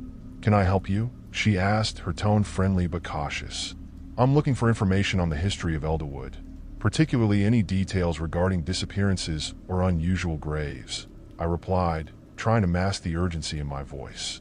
She raised an eyebrow, intrigued. "That's quite a request. Are you doing a research project?" "Something like that," I said, unsure of how much to reveal. "All right, let me see what I can find for you," she said, rising from her seat and leading me to a small research room filled with maps, old newspapers, and photographs. "We have archives dating back to the town's founding. If there's something specific you're after, I can help you search." As I began to sift through the materials, I felt a growing sense of purpose. The first newspaper I picked up dated back to the 1960s, detailing a mysterious disappearance of a young man named Nathaniel. My heart raced as I read the chilling account of how he had vanished one night after wandering into the woods, and the search parties that had combed through the area to no avail. The article mentioned rumors of a ghostly figure seen near the site of his disappearance, a specter that locals believed was connected to the forest spirits. A shiver ran down my spine as I realized how closely this story mirrored my own situation. "Did you find something?" the woman asked, noticing my sudden stillness. "Yes, there's an article here about a Nathaniel who went missing years ago. It's unsettling how similar our names are," I said, trying to gauge her reaction. She frowned, her expression shifting to one of concern. "That's an unfortunate coincidence. Many believe that his spirit still haunts the woods. He's become somewhat of a local legend." "Do you know where he disappeared?" I asked, leaning in closer, desperate for answers. "Near the old graveyard, a place many have come to fear," she replied, her voice lowering as if afraid of being overheard. "It's said that the spirits of the forest protect their secrets fiercely. Some who have tried to uncover the truth have never returned." I felt the weight of her words settle heavily in my chest. The very grave I had seen was near that same location. "Do you have any records of the graveyards?" I pressed. "Let me check the archives," she said, returning to her desk. I watched her rummage through various files, my heart racing as I anticipated what she might uncover. After a few moments, she handed me a yellowed map of Elderwood, marking the location of the graveyard. "This area has a history of strange occurrences. If you decide to investigate, please be careful." I thanked her and took the map, my determination growing stronger. I knew I had to return to the woods and explore this graveyard to uncover the truth about Nathaniel and the darkness that surrounded his disappearance. As I left the historical society, the fog had thickened, casting a heavy gloom over the town. The air felt charged, as if something supernatural lingered just beyond the veil. I clutched the map tightly, feeling its significance pulse in my hands. I drove to the edge of the woods, the path familiar, yet foreboding. The trees loomed overhead, their twisted branches resembling skeletal fingers reaching out to ensnare me. I parked my car and stepped outside, inhaling the crisp air filled with the scent of damp earth. A shiver ran through me as I recalled Edna's words. "You must confront the spirits." With the map as my guide, I ventured deeper into the forest. The whispers returned, swirling around me like a haunting melody, drawing me closer to the graveyard. As I walked, the trees seemed to close in, their trunks warped and gnarled, casting unsettling shadows on the ground. I felt the weight of unseen eyes watching me, and my pulse quickened with every step. After what felt like an eternity, I stumbled upon the graveyard, a clearing adorned with crumbling headstones and an overgrown thicket. The atmosphere was heavy with sorrow, and I could sense the lingering presence of the lost souls buried there. I approached the nearest gravestone, brushing away the moss that had claimed its surface. The name engraved on the stone sent a chill down my spine. Nathaniel Johnson, born 1945, disappeared in 1968. My heart raced as I realized this was the very grave I had been drawn to. I sank to my knees, trembling as I read the epitaph. Beloved son, lost to the woods, may the spirits guide him home. As I absorbed the weight of the words, a rustling noise broke the silence. I looked up, heart pounding, and felt a cold breeze sweep through the graveyard, stirring the leaves around me. I was not alone. Shadows danced among the trees, and a figure emerged, a man clad in tattered clothes, his face obscured by a hood. "Who are you?" I called out, my voice shaking. The figure stepped forward, revealing a pale face and hollow eyes that seemed to bore into my soul. "You should not have come here," he rasped, his voice echoing with a strange familiarity. "Are you Nathaniel?" I asked, breathless. He nodded slowly, and my heart raced with disbelief. "You seek answers, but some truths are better left buried," he warned, his voice filled with sorrow. "The woods have claimed many, and they will not release their grip so easily." "Why was your grave marked in my name?" I pressed, desperation clawing at me. "Because you share my fate," he said, a hint of regret in his eyes. "The spirits have chosen you, Nathaniel, to uncover the truth. You must confront your own darkness and the secrets that bind us." His words echoed in my mind, and I felt the weight of destiny pressing down on me. "What do I need to do?" I asked, determination surging within me. "You must face the source of the curse," Nathaniel replied, his gaze shifting toward the depths of the woods. "Only then can you hope to break free." As the shadows closed in around us, I realized that my journey had only just begun. I had uncovered the first thread of a tapestry woven with despair, and I was ready to unravel it, no matter the cost.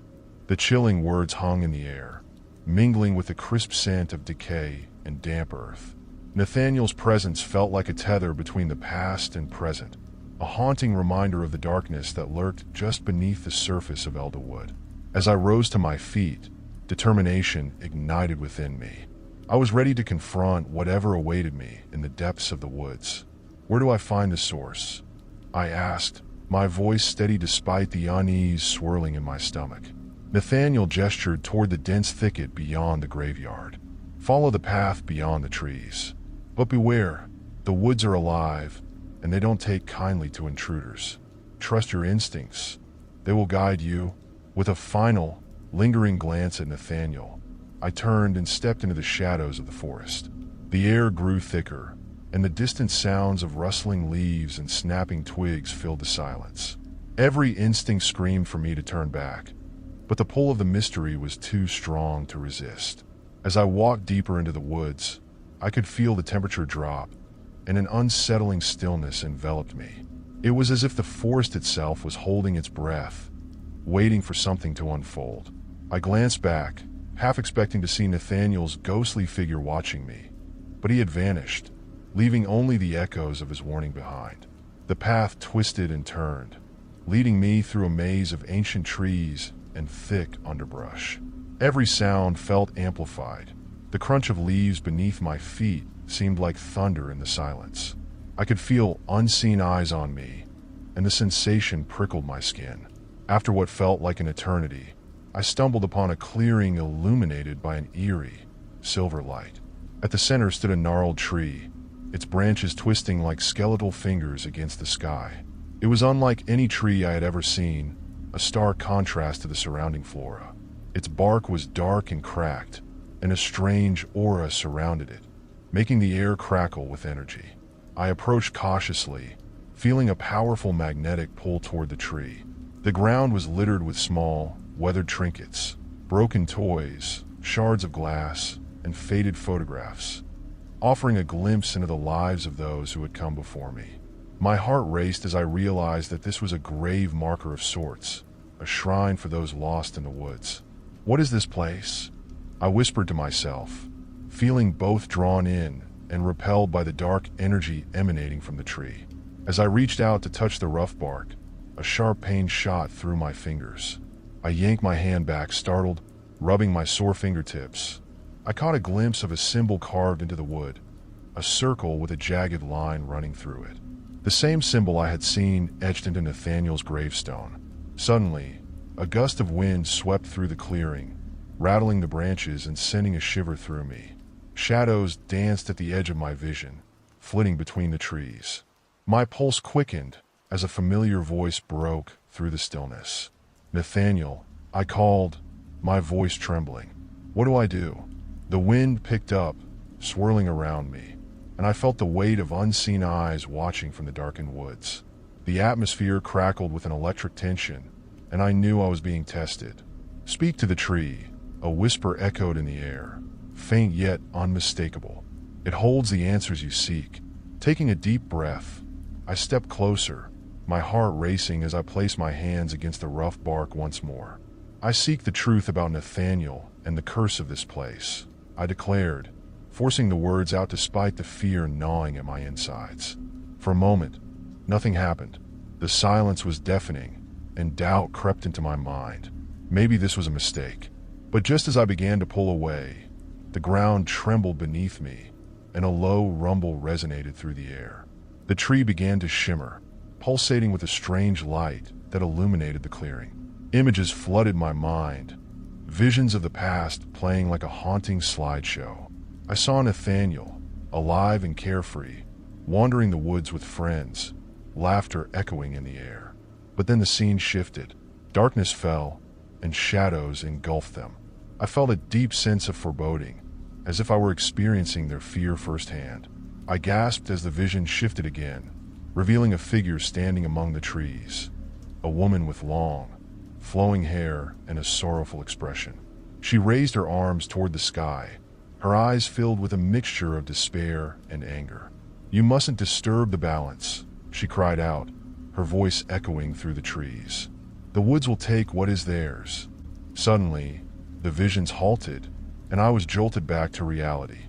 I stumbled back, breathless and disoriented. The clearing was darkening, and the once vibrant energy of the tree began to wane. "Wait!" I shouted, desperation rising within me. "What do I do? How do I break this curse?" The wind howled in response, and the shadows around me began to converge, growing darker and more menacing. I felt a wave of panic surge through me as I realized I was not alone. Figures began to emerge from the shadows, their faces twisted in anguish, eyes hollow and accusing. "Foolish child," one of them hissed, stepping closer. "You tread where you do not belong." I took a step back, my heart racing as I faced the tormented souls of those lost to the woods. "I need to help Nathaniel," I pleaded, searching for any trace of compassion in their ghostly visages. "I want to set you free." They laughed, a chilling sound that echoed through the clearing. "Free? There is no freedom for the lost. You will join us." Just as he did, as they advanced, a surge of adrenaline propelled me to run. I sprinted through the clearing, back toward the path I had come from, the whispers of the spirits chasing me through the trees. Branches reached out, clawing at me as I darted past, and the shadows shifted, threatening to consume me whole. Just as I reached the edge of the forest, a hand grabbed my arm, pulling me back into the darkness. I turned, ready to fight, but it was Nathaniel, his eyes wide with urgency. "You must not let fear control you," he urged, his voice rising above the chaos. "The spirits feed on it. You have to confront the darkness within yourself."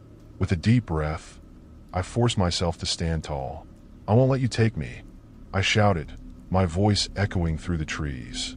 "I will help you, Nathaniel, and I will break this curse." The shadows wavered, as if uncertain of my resolve. Nathaniel's presence steadied me, and I felt the weight of his desperation mingling with my own. "You have the strength, Nathaniel," I declared, taking a step forward.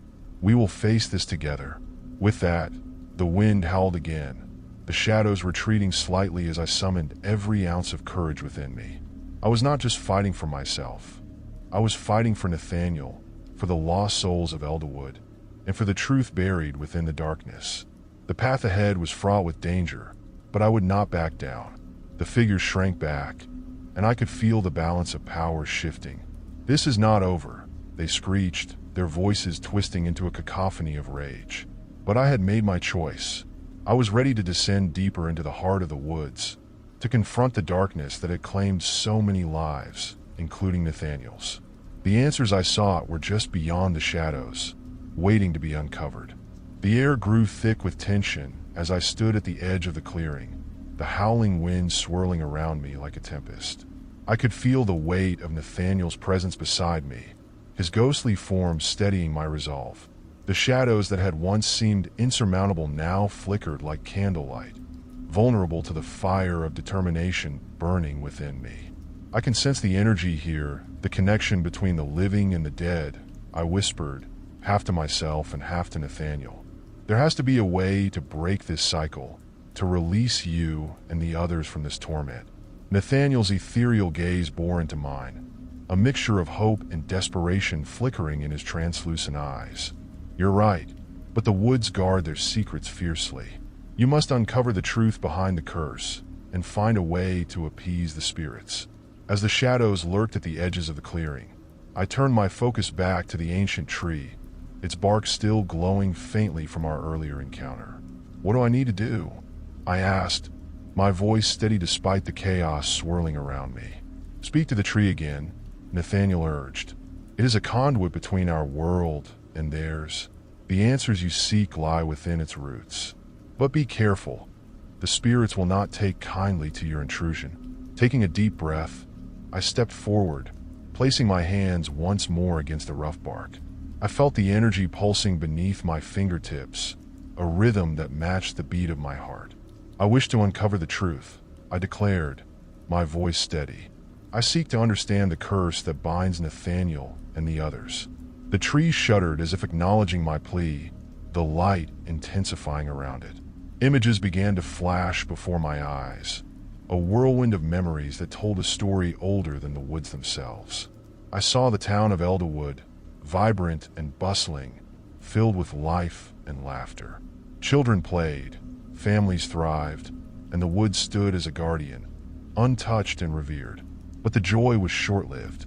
A dark figure emerged from the shadows, whispering sweet nothings that turned to venomous lies. Greed and fear took root in the hearts of the townsfolk, leading to a rift between them and the forest. As the visions continued, I witnessed betrayal unfold. A group of townspeople, driven by fear, had ventured into the woods with the intent to eradicate what they perceived as a threat. They chopped down trees, desecrated the land, and unleashed an ancient curse, binding the spirits to the forest in a twisted form of punishment. I gasped as I recognized one of the figures among the townsfolk. It can't be, I exclaimed, feeling my heart sink. That's Nathaniel's father. The vision morphed again, revealing the day Nathaniel was lost. I saw him running through the woods, a group of children chasing him, their laughter echoing through the trees. But then the laughter turned to screams as shadows engulfed them. Nathaniel stood alone, lost and afraid, watching as the darkness consumed his friends one by one. The realization hit me like a ton of bricks. Nathaniel had been trying to save them, but he was too late. The weight of sorrow settled heavily on my chest. What happened to them? I murmured, anguish lacing my voice. What do we need to do to help them? The wind picked up, rustling the leaves in a frantic dance. You must confront the one who cursed the woods, Nathaniel urged, his voice growing fainter. Only then can the cycle be broken. He guards the entrance to the Forgotten Hollow. That is where you'll find the truth. But where is this Forgotten Hollow? I asked, desperation creeping into my tone. How do I reach it? The spirits will guide you, Nathaniel replied, his form flickering like a dying flame. Trust in them and your instincts. But be wary. Darkness thrives in the hollow. You must go prepared. The energy around the tree shifted, the light dimming as the shadows encroached once more. Hurry, before it's too late, Nathaniel urged, the urgency in his voice pulling me back to the present. With a final glance at the tree, I turned and dashed back through the clearing, heart pounding as I retraced my steps. The forest seemed to shift around me, paths opening and closing like a labyrinth. I felt the spirits hovering nearby, their presence both comforting and unnerving. As I ventured deeper into the woods, the air grew heavy with anticipation. The trees loomed overhead, their twisted branches forming a canopy that blocked out the fading light. I focused on my breathing, feeling the pulse of energy guiding me forward.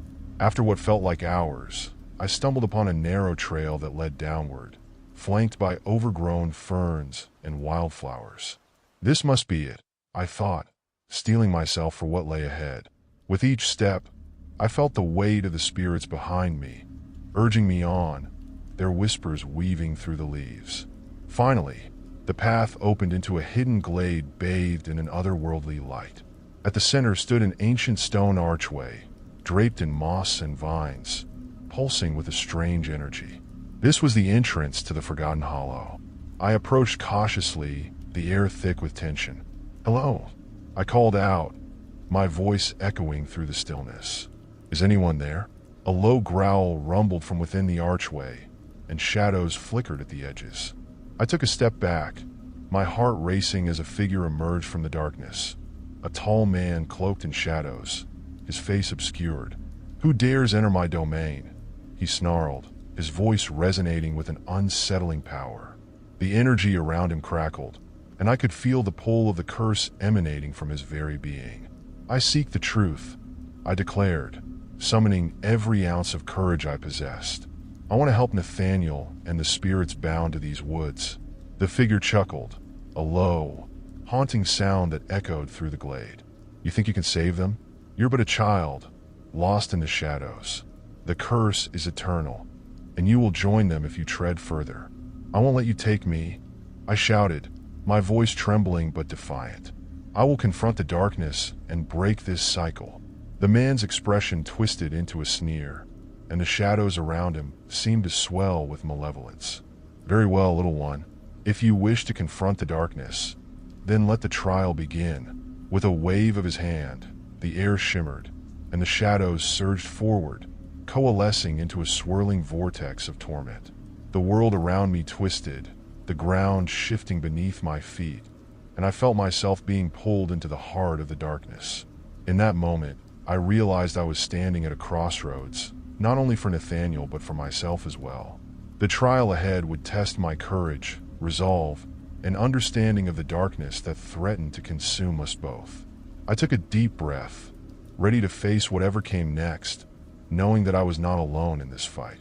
The shadows enveloped me, and I felt myself being drawn into a void, the familiar landscape of the forest fading away. A chilling breeze swept through, carrying whispers of despair that clawed at the edges of my mind. It felt like stepping into another realm, one ruled by fear and sorrow. I stood in a vast expanse, the ground beneath my feet covered in a thick mist that swirled ominously, obscuring any hint of direction. Before I could gather my thoughts, the man cloaked in shadows materialized before me, his presence a tangible force that sent shivers down my spine. "Welcome to the trial of shadows," he intoned, his voice echoing like thunder in the void. "Here, you will face the darkness within yourself and confront the fears that bind you." "I'm ready," I declared, forcing my voice to steady. I knew I had to stay strong for Nathaniel and the other spirits. "I won't let fear control me." A sinister grin spread across the figure's shadowed face. "We shall see." With a wave of his hand, the mist began to coalesce, forming a series of images that flickered like a broken film reel. Suddenly, I was standing in a familiar place, my childhood bedroom. The walls were painted in soft pastels, and my stuffed animals sat neatly arranged on the shelf. But something felt off. The air was thick with an oppressive silence, and an unsettling sense of dread hung in the atmosphere. I turned around, and there in the corner of the room stood a dark figure, a faceless silhouette that loomed larger than life. My heart raced as I realized it represented my deepest fears. The fear of loneliness, of being forgotten, of failing those I cared about. "Look at it, embrace it," the shadowy man urged, his voice laced with malice. "This is your truth. You cannot escape what lies within." "No," I shouted, trying to block out the figure. "I am not afraid of you." With that declaration, I willed the shadows away, pushing back against the figure. The mist swirled violently, and the darkness began to dissipate. Instead of retreating, I stepped toward the figure, determination fueling my movements. "You don't define me. I am stronger than my fears." As I confronted the shadow, the figure flickered and began to melt away, revealing images of my friends and family. I saw their faces illuminated with warmth and laughter, their encouragement pushing me forward. The vision shifted, revealing Nathaniel standing beside them, his smile bright and reassuring. The oppressive atmosphere began to lighten, and the shadowy man snarled in frustration. "You think you've won? This is just the beginning." He waved his hand again, and the scene morphed into something darker. Now I stood in a graveyard, the moon casting an eerie glow over the headstones. I could hear the whispers of the spirits, their cries echoing around me. In the distance, I saw Nathaniel's grave, my name etched beside his in stone. My heart sank. "Do you see what lies ahead?" the shadowy figure taunted. "You cannot escape your fate. You are bound to darkness, just like Nathaniel." "No!" I cried out, defiance roaring in my chest. "I refuse to accept that. We can break the cycle." I closed my eyes, focusing on the bond one shared with Nathaniel. The memories of our journey flooded my mind. His bravery, his kindness, his determination to protect others. Even in death, together, we can find a way out of this, I shouted, channeling my thoughts toward him. Suddenly, a warmth enveloped me, wrapping around me like a protective cocoon. I felt Nathaniel's presence, the familiar energy coursing through me. The darkness that had threatened to swallow me whole began to recede, the shadows cowering in the face of our connection. "Remember who you are," Nathaniel's voice echoed in my mind, steady and resolute. "You are not defined by the darkness, but by the light you bring to others." With those words resonating in my heart, I opened my eyes to find the graveyard shifting, the shadows retreating as I stood firm against the encroaching darkness. I raised my hands, channeling the light that Nathaniel had shared with me. The air crackled with energy as I directed it toward the shadowy figure before me. "Your power over us ends here," I proclaimed, my voice echoing with newfound strength. "We will break this curse and free the spirits bound to this forest." The figure shrieked in fury as the light enveloped him, blinding in its intensity. I felt the energy building, the shadows warping and bending in response. With one final surge, I released the light, shattering the darkness that had held us captive for so long. In that moment, I felt the weight of the curse lift, the bonds that had tied Nathaniel and the other spirits to the woods finally breaking free. The shadowy figure howled in rage as the light consumed him, and with a blinding flash, he vanished, leaving behind only a faint echo of his presence. As the darkness faded away, I found myself back in the clearing, the ancient tree standing tall before me, its bark glowing softly. I gasped, overwhelmed by what had just transpired. The air felt lighter, as if a burden had been lifted from the world around me. "Nathaniel," I called out, searching the clearing for him. To my relief, I saw his ethereal form emerging from the shadows, a radiant smile illuminating his face. "You did it," he said, his voice filled with awe. "You faced the darkness and freed us from the curse."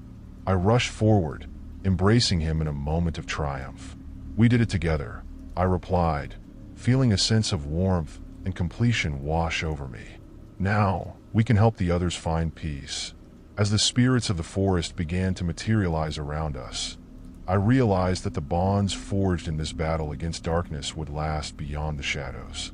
We had reclaimed the light, and in doing so, I had discovered not only the truth about Nathaniel's fate, but also the strength that lay within me. With renewed determination, I prepared to guide the spirits toward their freedom, ready to face whatever came next on our journey together. With the dark curse finally lifted, the spirits of the forest began to coalesce into shimmering forms around me. Each one bore a look of relief and gratitude as they approached, their once tormented faces now illuminated by the soft, ethereal glow of freedom. The air buzzed with energy, the forest itself seeming to awaken from a long slumber. "Thank you," whispered an elderly woman, her translucent figure radiant with newfound light. "You set us free from a fate we never chose." Her voice was filled with emotion, as if she had finally shed a weight she had carried for too long. I felt a swell of pride and warmth at her words. "It was our strength together that broke the curse," I replied, glancing at Nathaniel beside me, his smile reflecting the joy in my heart. "We've all fought against the darkness, and together, we've emerged victorious." As I looked around at the spirits, I saw families reunited, mothers holding their children, friends embracing after years of separation. The joy was palpable, and I felt a sense of purpose coursing through me. "We can't forget those who remain lost," I reminded them, my voice steady and firm. "Our journey isn't over. We need to help guide the others who are still trapped in the shadows." Nathaniel nodded, his expression serious. "They need our help. The power of connection can lead them to redemption. We must show them the way." The spirits began to shimmer brighter, their forms flickering with anticipation. "Lead us," the elderly woman urged. "We will follow you to those who need to be freed." With a deep breath, I focused on the task ahead. "All right, everyone, let's find the lost souls." I felt an instinctual pull toward the depths of the forest, the ancient trees guiding us with their gnarled branches and rustling leaves. As we walked, I could sense the presence of other spirits lurking in the shadows, ones who were not yet ready to step into the light. The path ahead twisted and turned, filled with an eerie stillness that hung heavy in the air. I turned to Nathaniel. "Do you think they're afraid? That's why they haven't crossed over." "Fear holds many captive," he said softly, "but we must show them that it's safe to move on.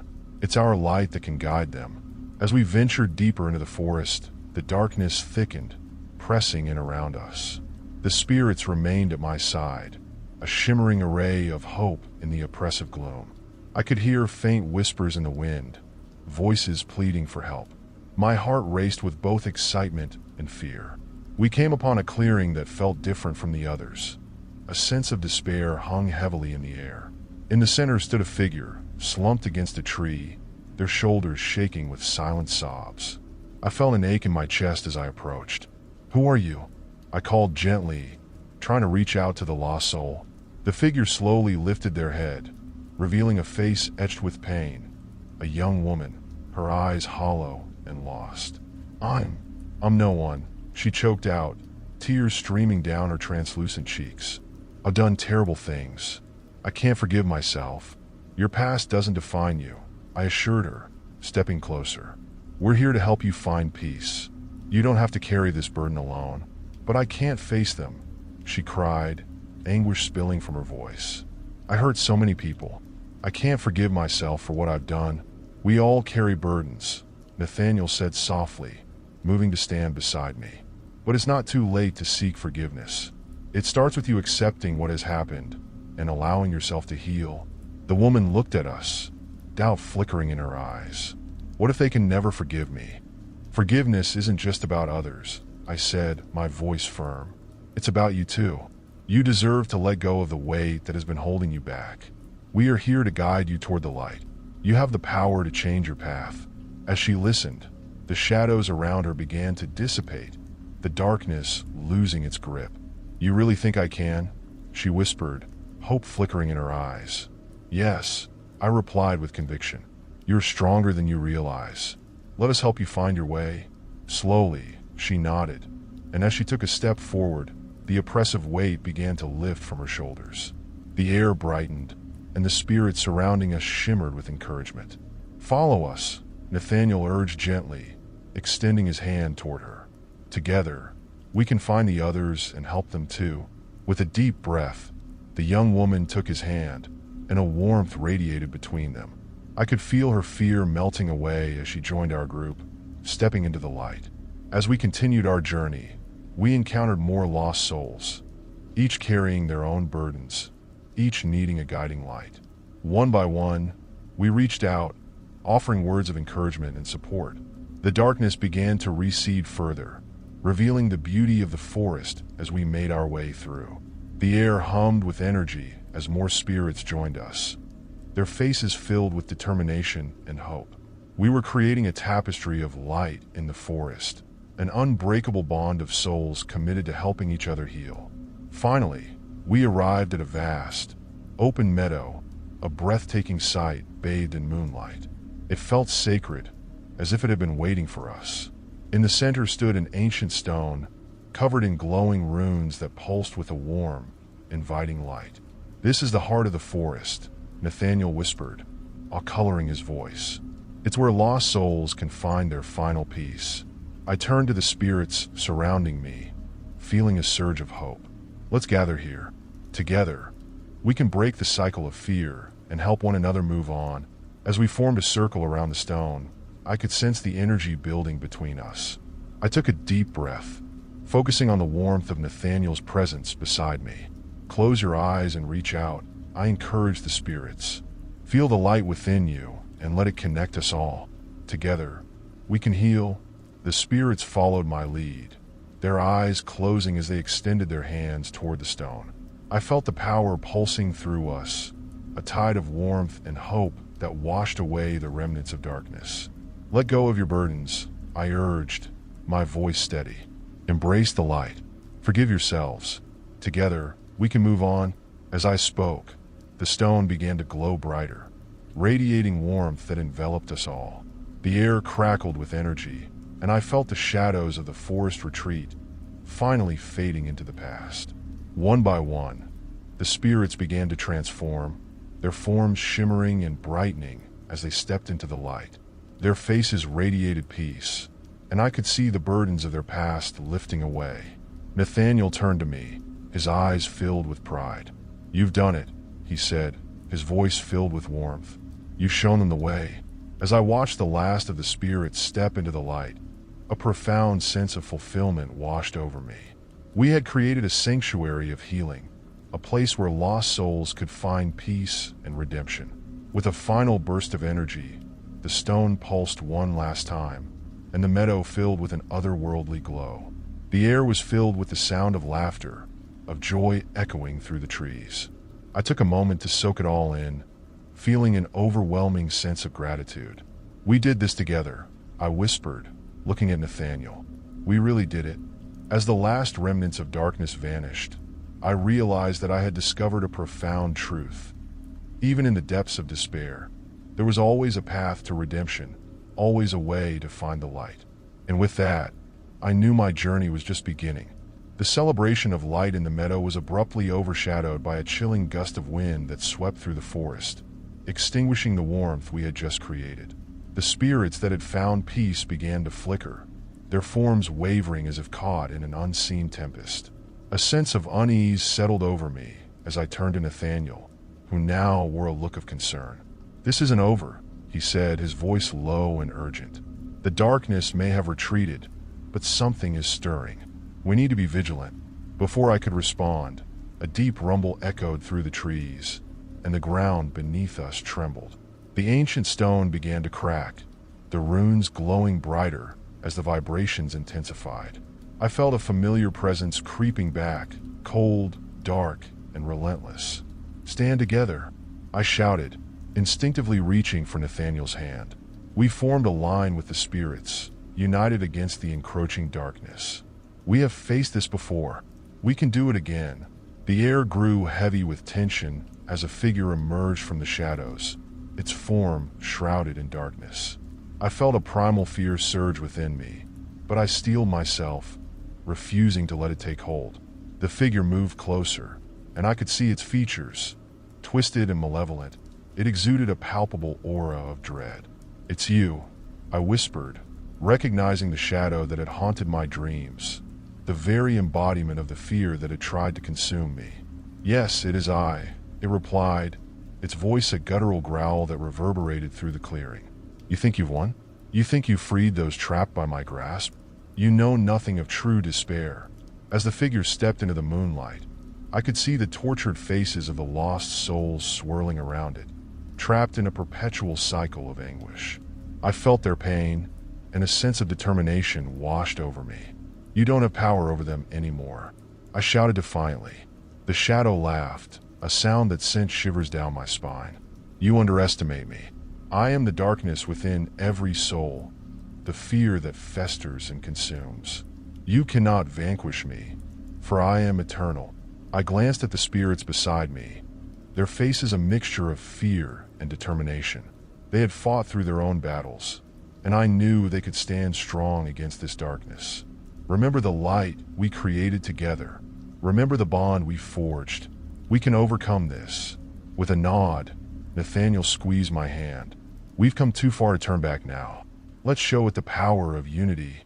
The spirits began to glow, their forms becoming more defined, their light intertwining with ours. I closed my eyes, focusing on the warmth we had shared in the meadow. Together, we summoned that energy, channeling it into a brilliant force.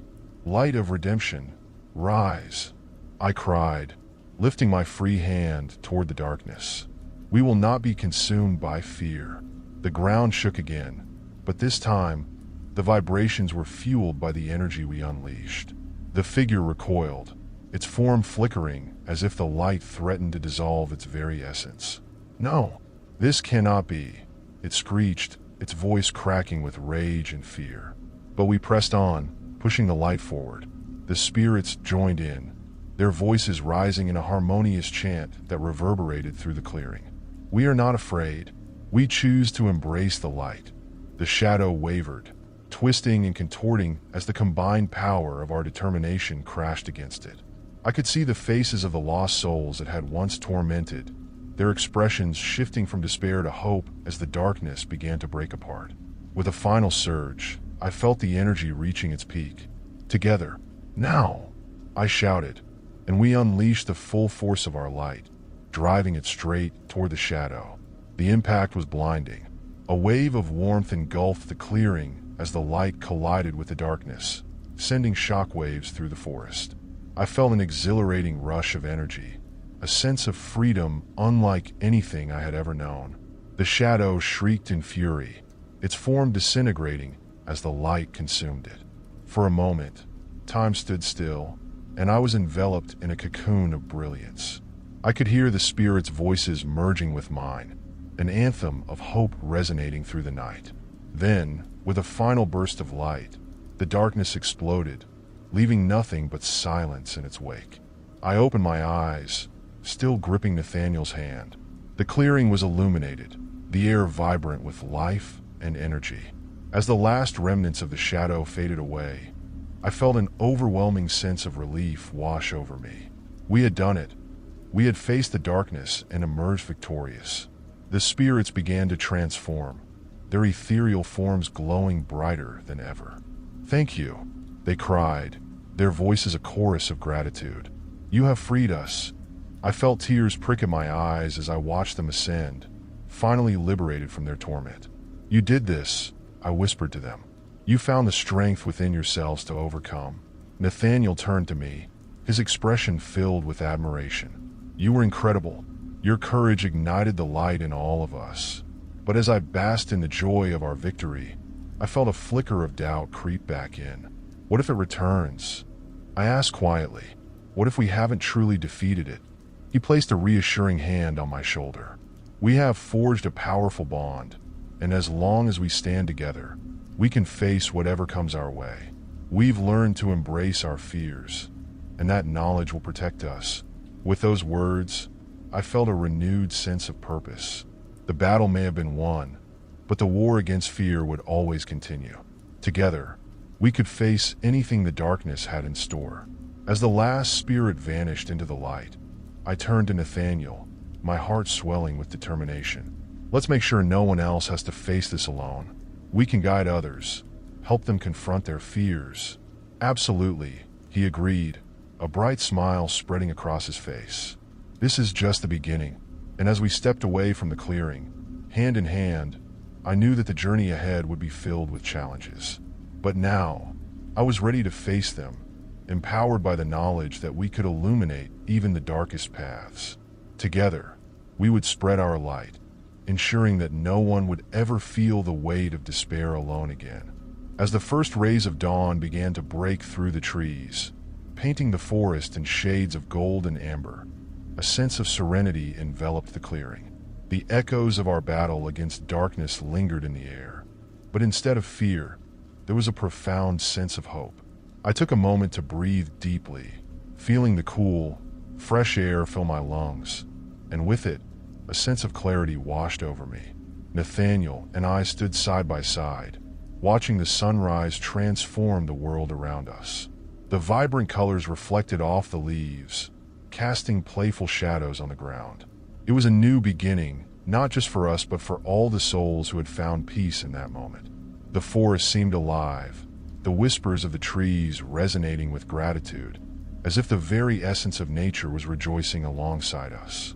"We should head back," Nathaniel suggested, his voice soft yet determined. "There are still people out there who might be trapped in their own darkness. We need to be their light." I nodded, feeling the weight of responsibility settle on my shoulders. The realization that our journey was far from over ignited a fire within me. "You're right. We can't let the shadows return, not when we have the power to help others." As we made our way through the forest, each step felt lighter than the last. The previous night's events had bonded us, creating a connection deeper than I had ever known. We had faced unimaginable horrors and emerged stronger, ready to face the world. "I can't help but think about what we learned," Nathaniel said, glancing at me. "Every person has their own shadows to confront, and sometimes it takes a guiding light to help them see the way." I pondered his words. Yes, and we can be that light. We can teach others how to confront their fears, how to stand strong against their darkness. Suddenly, an idea struck me. What if we created a community? A place where people can come together, share their experiences, and support one another. Nathaniel's eyes sparkled with excitement. "That's a brilliant idea. A safe haven where people can heal and find strength in unity. We could even hold workshops and share the stories of those who have triumphed over their fears." The more we talked, the more the vision grew. We envisioned a space filled with warmth, laughter, and understanding. A sanctuary where everyone could feel accepted, a refuge from the shadows that often lurked outside. Our mission would be clear: to empower others to reclaim their lives, to teach them that they are never alone in their struggles. As we approached the edge of the forest, the sun fully broke free from the horizon, illuminating our path. The world around us buzzed with life. Birds chirped cheerfully, and the gentle rustle of leaves filled the air. I felt a renewed sense of purpose, as if the universe itself was urging us forward. We reached the small town nestled beyond the trees, the sun casting a golden glow over the familiar streets.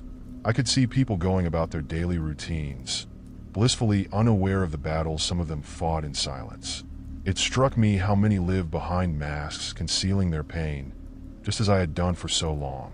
Our first stop was the local community center, a modest building that had seen better days. With a little love and attention, it could become the heart of our new initiative. As we walked through the doors, I could feel the energy shift, an undeniable sense of potential hung in the air. "What do you think?" Nathaniel asked, his gaze sweeping over the space. "Can you see it?" "Yes, I can already envision it transformed," I replied, my excitement bubbling over.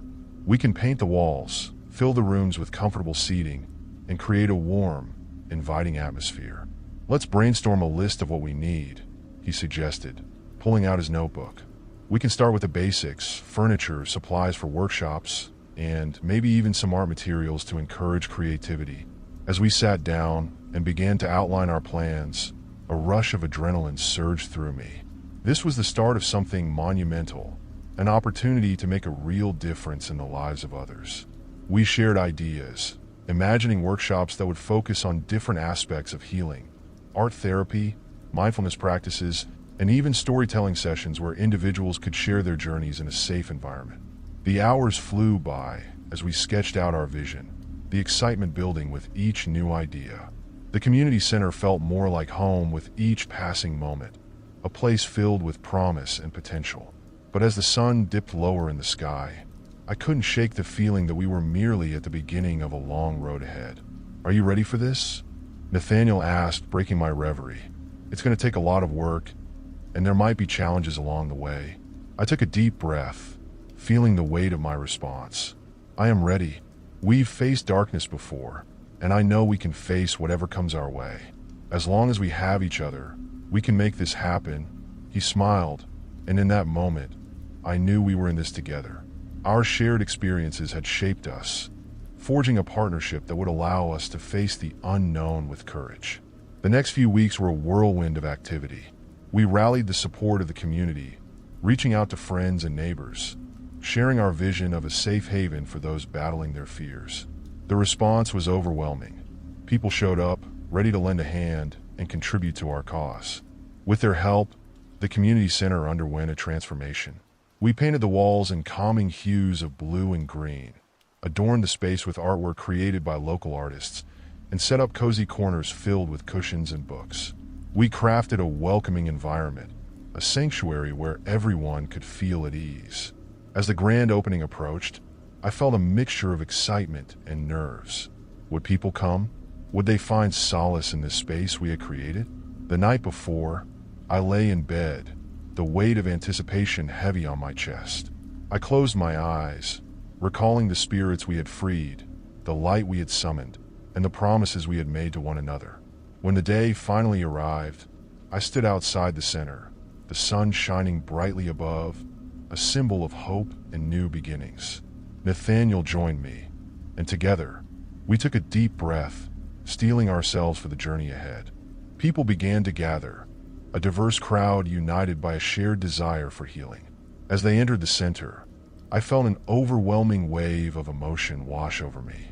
This was it, the culmination of our efforts, the embodiment of our dreams. "Welcome, everyone," I called out, my voice trembling with emotion. "Thank you for being here today. This space is for all of us, a sanctuary where we can confront our fears and support one another in our journeys." The room filled with applause, and I caught Nathaniel's gaze, a shared understanding passing between us. Together, we had built something beautiful, a beacon of hope for those lost in the shadows. As the day unfolded, people shared their stories, their laughter mingling with tears of joy and relief. We held workshops, igniting conversations about fear and healing, reminding everyone that they were never alone. I felt the weight of our past struggles lifted, replaced by a sense of purpose and connection. By the end of the day, as the sun dipped below the horizon, I stood outside, watching the last of the attendees leave. Nathaniel joined me, his expression filled with pride. "We did it," he said, a broad smile lighting up his face. "We've created something amazing." "Yes, we have," I replied, my heart swelling with gratitude. "And this is just the beginning." In that moment, as the stars began to twinkle overhead, I realized that the journey we had embarked on together was more than just a battle against darkness. It was about embracing the light, nurturing it, and sharing it with others. And as I looked up at the night sky, I knew that no matter what challenges lay ahead, we would face them together, hand in hand, illuminating the path for those still searching for their way. Months passed, and the community center blossomed into a vibrant hub of healing and support. We had built a family, a network of individuals committed to facing their fears together. Each workshop, each story shared, brought us closer, forging bonds that transcended our struggles. Yet, amidst the joy and connection, I felt a familiar tug at the edges of my consciousness. The darkness we had fought so hard to banish had a way of lingering, a haunting reminder of the battles we still had to face. It was a subtle feeling, an echo of the fear that once consumed me. One evening, after a particularly moving workshop, Nathaniel and I sat on the porch of the community center, the air thick with the scent of blooming flowers and the sounds of laughter drifting from inside. I turned to him, my brow furrowed with concern. "Nathaniel, do you ever feel it? The shadow lurking just out of sight?" I asked, my voice barely above a whisper. He glanced at me, his expression serious. "I do. It's a part of us, a reminder of what we've overcome, but it doesn't define us. We've created this space for healing and growth. I know, but I can't shake the feeling that it's waiting for the right moment to strike again," I admitted, anxiety creeping into my voice. Nathaniel took my hand, grounding me in the moment. "We can't let fear dictate our lives. We've faced it before and emerged stronger. We have the tools to confront it head on." His words resonated within me, yet a sense of dread lingered. I couldn't ignore the whispers in my mind, the unease that hinted at an impending challenge. I knew that our journey was far from over, and I had to prepare myself for what was to come. As the days turned into weeks, I focused on nurturing the community we had built. Together, we shared our fears, our triumphs, and our hopes for the future. Each story brought healing, and I felt the light of our collective strength grow stronger. Yet, I could not shake the feeling that the darkness was watching, waiting for a moment of vulnerability. One fateful evening, as I locked up the center after a busy day, a chill swept through the air, causing the hairs on my neck to stand on end. I glanced over my shoulder, half expecting to see a familiar shadow lurking in the corners. My heart raced as a sense of foreboding settled in my chest. I made my way home, the path illuminated by streetlights casting long shadows.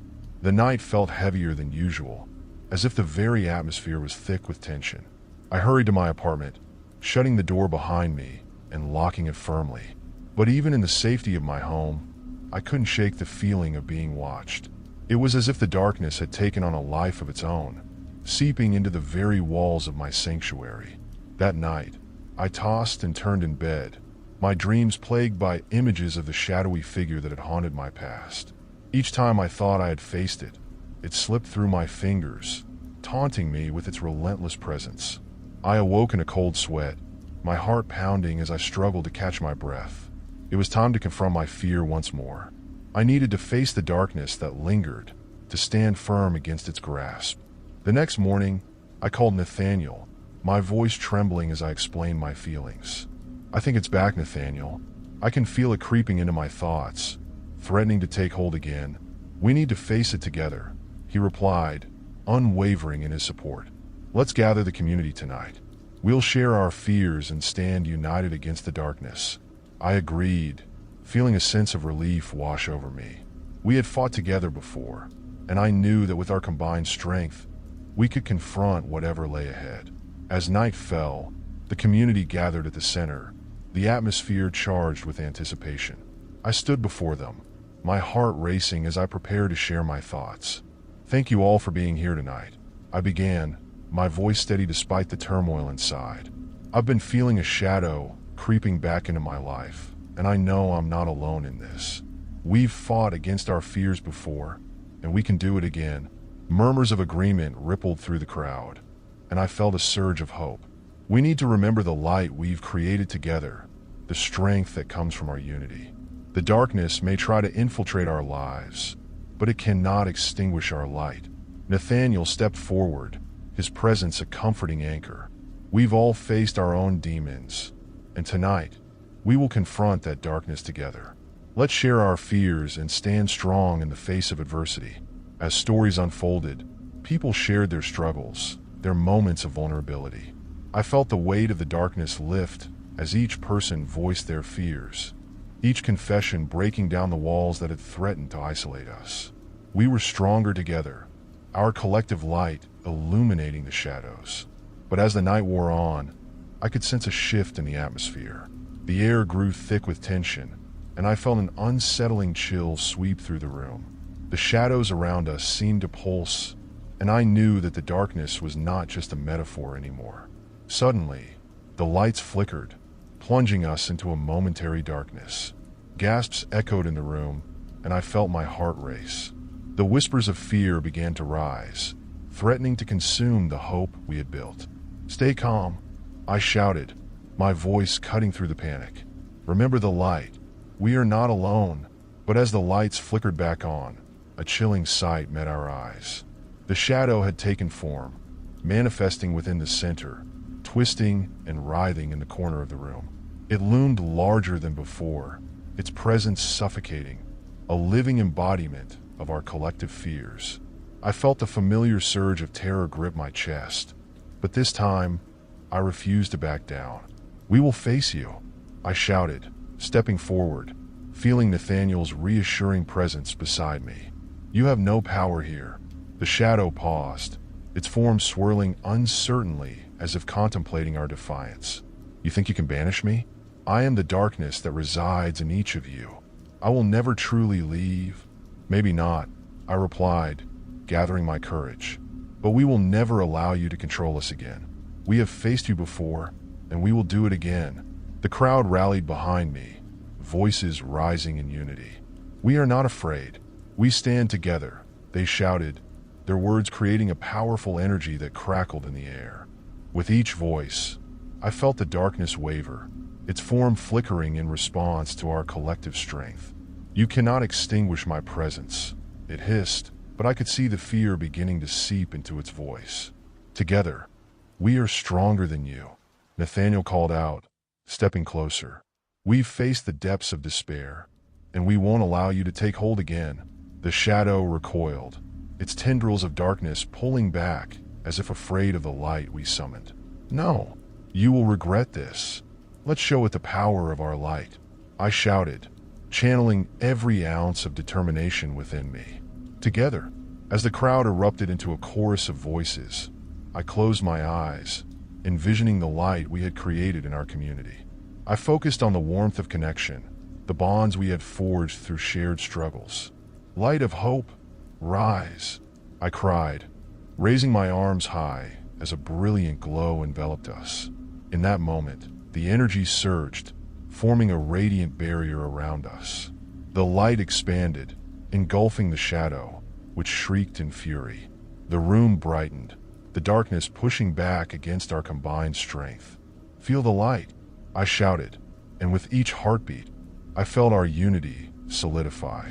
The shadow twisted and writhed, but our light was relentless. It shattered the darkness, illuminating every corner of the center. I could see the fear in its form dissipating, replaced by a desperate rage. "No, you cannot defeat me," it screamed, its voice echoing against the walls. "We are not afraid," the crowd replied, their voices merging into a single, powerful chant. With one final surge of energy, I pushed forward, allowing the light to consume the shadow completely. The air crackled with electricity as the last remnants of darkness melted away, leaving behind nothing but silence. As the light faded, the room filled with a sense of peace. I opened my eyes, my heart pounding, and looked around. The community was united, their faces glowing with a mixture of awe and relief. "We did it," I breathed, overwhelmed by the magnitude of what we had just accomplished. Together, we faced the darkness and emerged victorious. The crowd erupted into cheers, a wave of joy cascading through the room. I felt tears prick in my eyes as I embraced Nathaniel, gratitude flooding my heart. In that moment, I knew we had created something powerful, an unbreakable bond that would withstand any darkness that dared to encroach upon our lives. As we celebrated, I felt a sense of calm wash over me. The shadow may have been vanquished, but I understood that fear would always be a part of life. The key was to embrace it, confront it, and shine a light on it. And as long as we stood together, we would never face the darkness alone again. Months turned into years, and the community center flourished as a beacon of hope and healing. People from all walks of life came to share their stories, their fears, and their triumphs. Together, we built a sanctuary where vulnerability was embraced and courage was celebrated. Nathaniel and I became facilitators, guiding workshops and encouraging others to confront their fears head-on. We shared our experiences, emphasizing the importance of unity and the power of light. Our message resonated deeply, and slowly but surely, the community began to thrive. One evening, as I prepared for another workshop, I paused to reflect on how far we had come. The memories of our battle against the darkness still echoed in my mind, but they no longer filled me with fear. Instead, they served as a reminder of the strength we had discovered within ourselves and each other. As I stood in the center, watching people gather, I felt an overwhelming sense of gratitude. The laughter and camaraderie filled the air, a beautiful symphony of hope. I knew we had created a legacy, one that would inspire generations to come. Nathaniel joined me, a warm smile lighting up his face. "Are you ready for tonight?" he asked, his eyes sparkling with excitement. "Absolutely," I replied, my heart racing with anticipation. "Let's continue to shine our light." As the workshop began, I looked out at the faces before me, each one a testament to the journey we had embarked on together. We had faced the darkness and emerged victorious, and now we were ready to spread that light even further. Together, we would ensure that no one ever felt alone in their struggles. The shadow may have retreated, but our light would continue to shine brightly, guiding others toward hope, healing, and the courage to confront their fears. And so, the legacy of our community lived on, a testament to the power of unity and the unyielding strength of the human spirit. If you like the story, don't forget to subscribe and like the video. Let's begin the next story. It all started on a gloomy Tuesday afternoon. I had just returned from a long day at work, the weight of the world resting on my shoulders. The sky outside was overcast, and raindrops pattered gently against my window, creating a soothing rhythm that coaxed me into a sense of calm. Little did I know, my sanctuary was about to reveal a secret that would shatter my peace. As I stepped into my small apartment, I tossed my bag onto the couch and kicked off my shoes, relishing the feeling of being home. The familiar scent of my favorite candle lingered in the air, providing a comforting embrace. I moved to the kitchen, pouring myself a cup of tea as I contemplated the evening ahead, perhaps a movie and some time lost in a good book. But my plans were abruptly interrupted. A peculiar sight caught my eye as I walked down the hallway. There, in the middle of the floor, were several dark stains that seemed out of place. They were irregular in shape, almost as if they had been splattered across the hardwood. I knelt down for a closer look, my heart beginning to race. The stains were a deep crimson, stark against the natural wood. At first, I assumed it was merely spilled wine, but as I inspected them further, a wave of unease washed over me. The texture was too thick, too viscous. It didn't resemble anything I recognized, and the sheer number of spots raised alarm bells in my mind. I felt a chill creep up my spine. My apartment was only a few years old. How could something like this appear overnight? I grabbed a paper towel and gingerly dabbed at one of the stains, my fingers shaking slightly. The towel soaked up the liquid, but it left a residue behind, a sticky, almost tacky film that made my stomach churn. What the hell is this? I muttered to myself, feeling the hairs on the back of my neck stand up. My thoughts raced back to the last time I had visitors. Had someone spilled something and not told me? But I quickly dismissed the idea. I was meticulous about keeping my space tidy, and I would have noticed a mess this significant. A wave of nausea washed over me. I stepped back and surveyed the stains again, trying to make sense of the situation. Were they blood? My mind spiraled with unsettling possibilities. I took a deep breath, trying to steady my racing heart. The rain began to fall harder outside, casting a gloomy shadow across the room. I decided to grab my phone and call my friend, Sarah, who lived just a few blocks away. Perhaps she could provide some clarity, or at least keep my mind off the eerie spectacle in front of me. "Hey Sarah, it's me. Do you mind coming over for a bit? I found something weird in my apartment," I stammered, trying to keep my voice steady. "Sure, what's going on?" she asked, her tone instantly shifting to concern. "I'll explain when you get here. Just hurry, please." I hung up, pacing the hallway as I anxiously waited for her arrival. Each creak of the floorboards sent shivers down my spine, and I found myself glancing over my shoulder, half expecting the shadows to come alive. What if the stains were a sign of something sinister lurking within my home? After what felt like an eternity, I heard a knock at the door. I rushed to answer it, relief flooding over me as I swung it open to find Sarah standing there, her brows furrowed in concern. "What's going on? You sounded really freaked out," she said, stepping inside and shaking off her umbrella. "I need you to see this," I said, leading her down the hallway. When we reached the stains, I watched her expression change from curiosity to disbelief. "Oh my God, what is this?" she whispered, kneeling down to inspect the spots. "I have no idea," I replied, feeling my heart race again. "I found them when I got home. They weren't here before. Did you call anyone?" Sarah asked, her voice steady, but I could hear the tremor beneath it. I thought about it, but I don't know what to say. What if it's nothing? What if I'm just overreacting? I shrugged, trying to convince myself more than her. Sarah examined the stains more closely, her brow furrowing. "It looks like blood," she said quietly, glancing up at me. "But how? Where could it have come from?" "Exactly," I replied, panic beginning to swell in my chest again. "I've been home all day, and no one has been in here. It doesn't make sense." We spent the next few minutes scrutinizing the area, trying to identify the source of the stains, but nothing seemed amiss in my apartment. No broken furniture, no signs of a struggle, just those mysterious spots glaring up at us from the floor. Maybe you should call the police, Sarah suggested, her voice calm but edged with anxiety. No way, I said quickly, shaking my head. What would I even tell them? That I found some mysterious stains in my apartment? They'd think I'm crazy. But what if it's something serious? She pressed, her eyes wide with concern. I sighed, running a hand through my hair, feeling the weight of the situation press down on me. I'll clean it up first and see if anything else happens. If the stains reappear or I find something more, then I'll consider it. Okay, but just be careful, Sarah said, placing a reassuring hand on my shoulder. As we prepared to clean the stains, a sense of dread settled in my stomach. I couldn't shake the feeling that whatever had happened in my apartment was only the beginning of something much darker. After Sarah left, I set about cleaning the mysterious stains, determined to reclaim my apartment from the unsettling mystery that had invaded it. Armed with rubber gloves, an old toothbrush, and a heavy-duty cleaner, I knelt down to scrub the floor, my hands trembling slightly as I worked.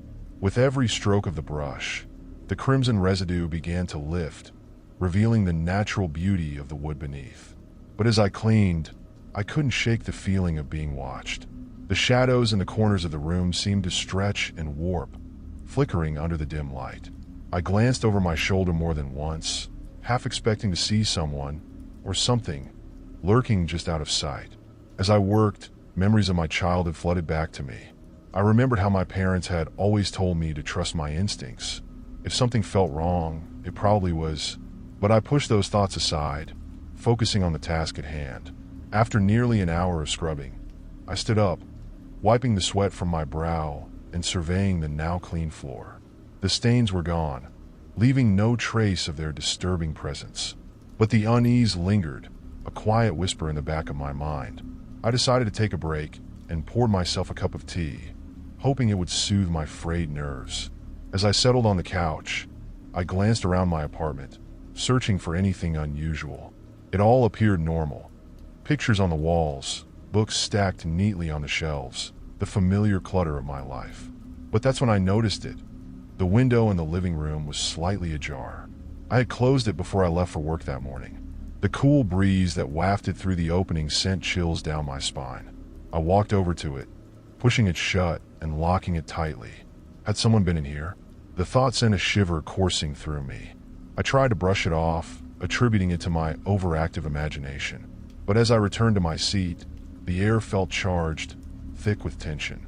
I needed answers. I grabbed my phone and scoured the internet for any information on unexplained stains, blood-like marks, or strange occurrences in apartments. After a few fruitless searches, I stumbled across a forum discussing paranormal activities. My heart raced as I read about people experiencing bizarre phenomena in their homes. Mysterious stains, shadows, and even disembodied voices. One user had posted about finding unexplained stains that seemed to appear overnight, followed by a series of chilling events. They described feeling watched, hearing soft whispers in the dark, and experiencing objects moving on their own. The similarities were uncanny. I couldn't help but feel a growing sense of dread. Had I unknowingly invited something into my home?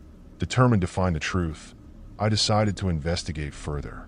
I would explore every inch of my apartment, searching for any clues that could explain the stains and the strange feeling of being watched. I started in the hallway, checking the closet where I kept my cleaning supplies. As I rummaged through the shelves, I noticed an old cardboard box in the corner, half hidden beneath some dusty towels. Curiosity piqued, I pulled it out and opened it.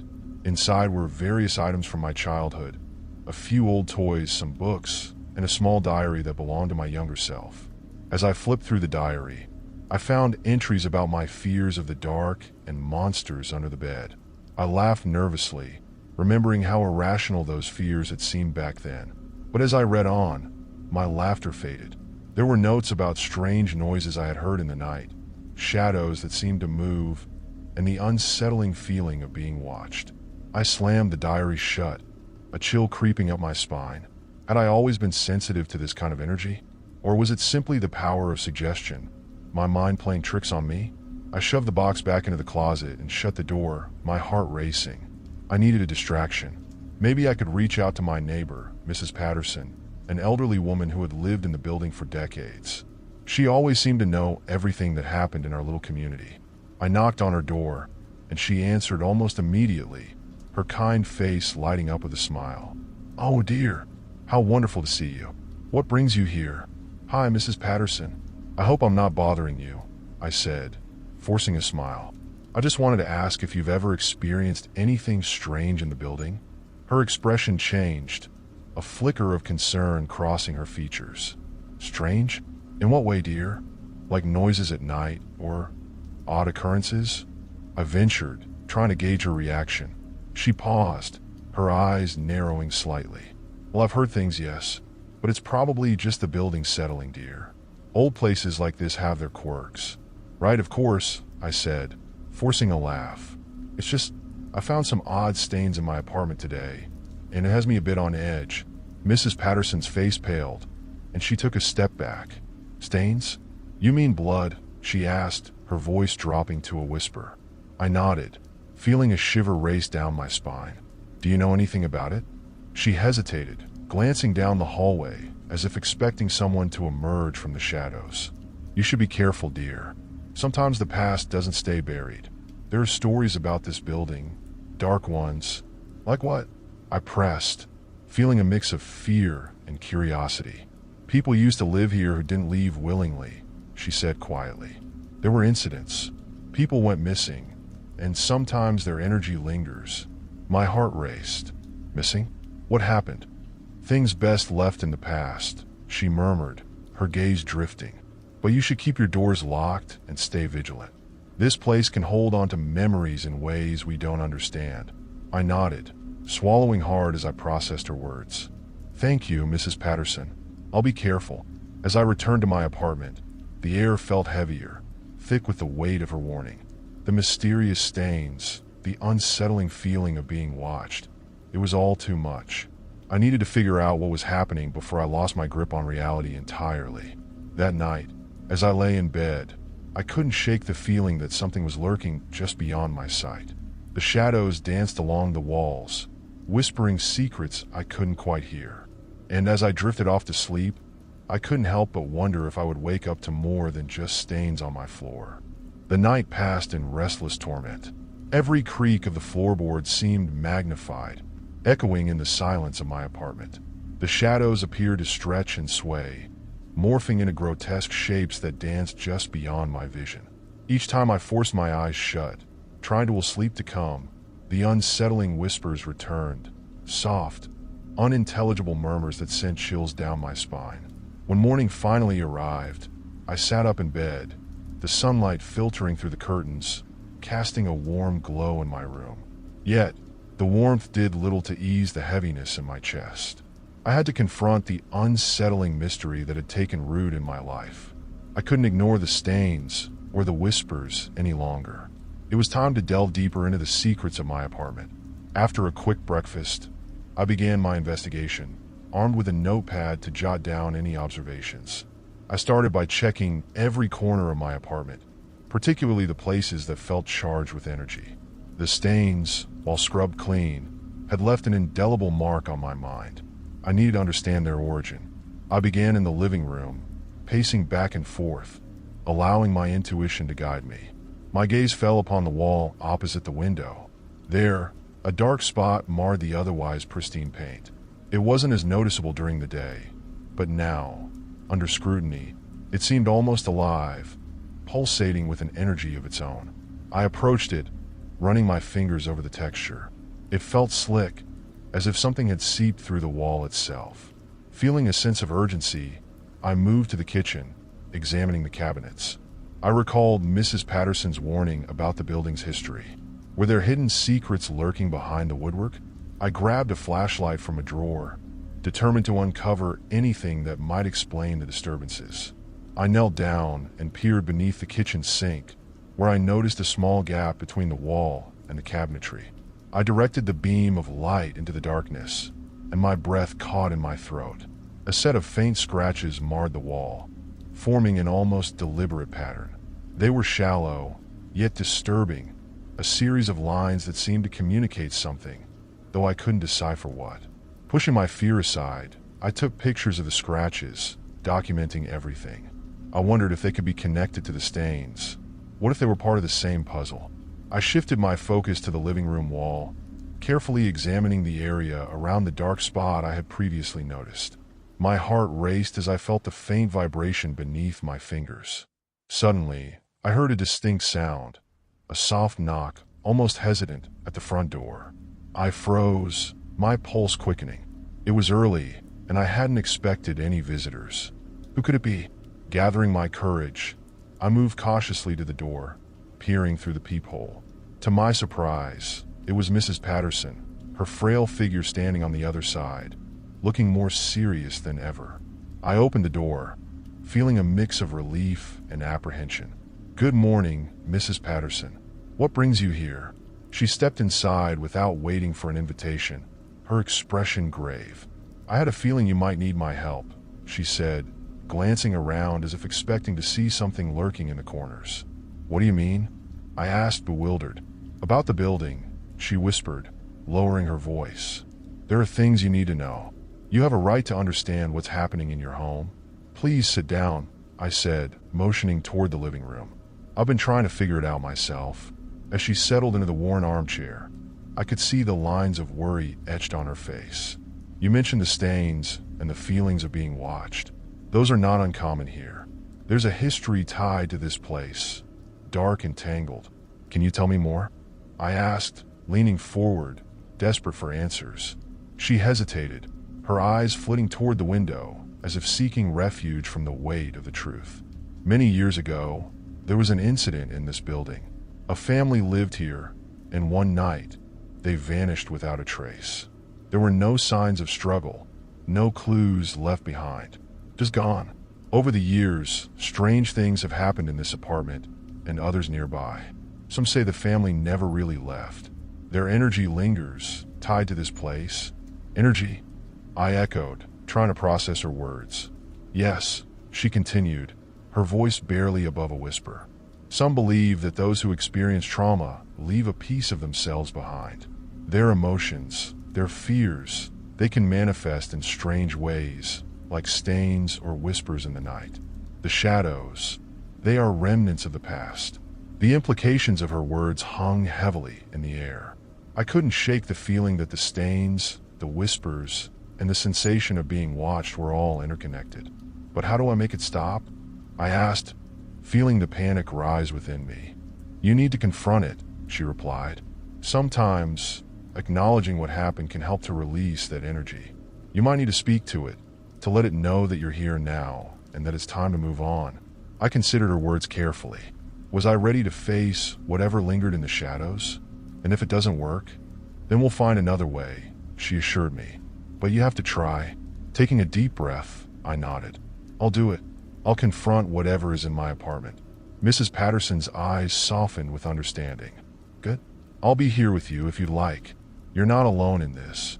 As we prepared for the confrontation, I felt a strange mix of fear and determination. This was my home, and I wouldn't let whatever lingered here claim it as its own.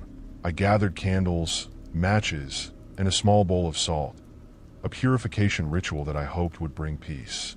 With Mrs. Patterson by my side, I lit the candles, creating a circle in the center of the living room.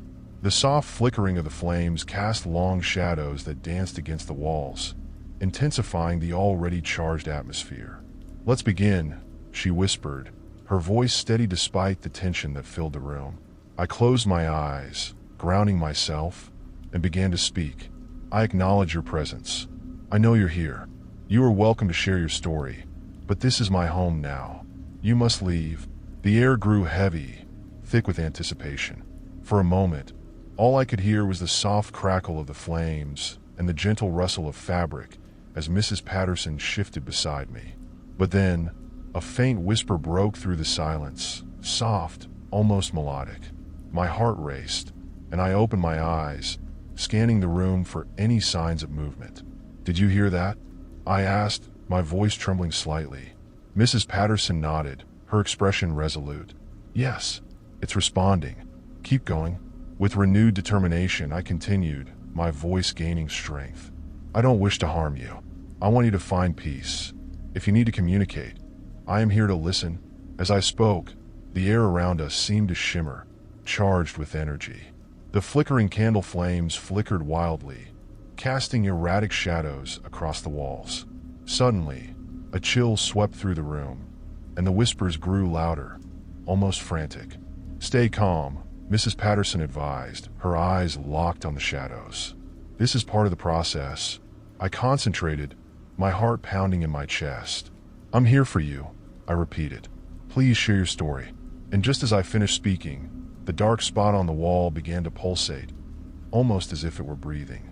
A figure began to materialize, emerging from the shadows, a silhouette of a person, vague and indistinct but undeniably present. I felt a wave of fear wash over me, but I stood my ground, focusing on the words of comfort I wanted to extend.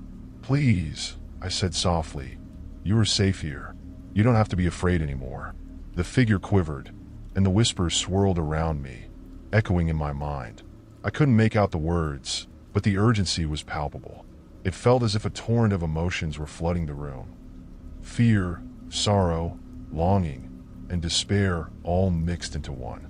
Suddenly, the candles flickered violently, and the air grew icy.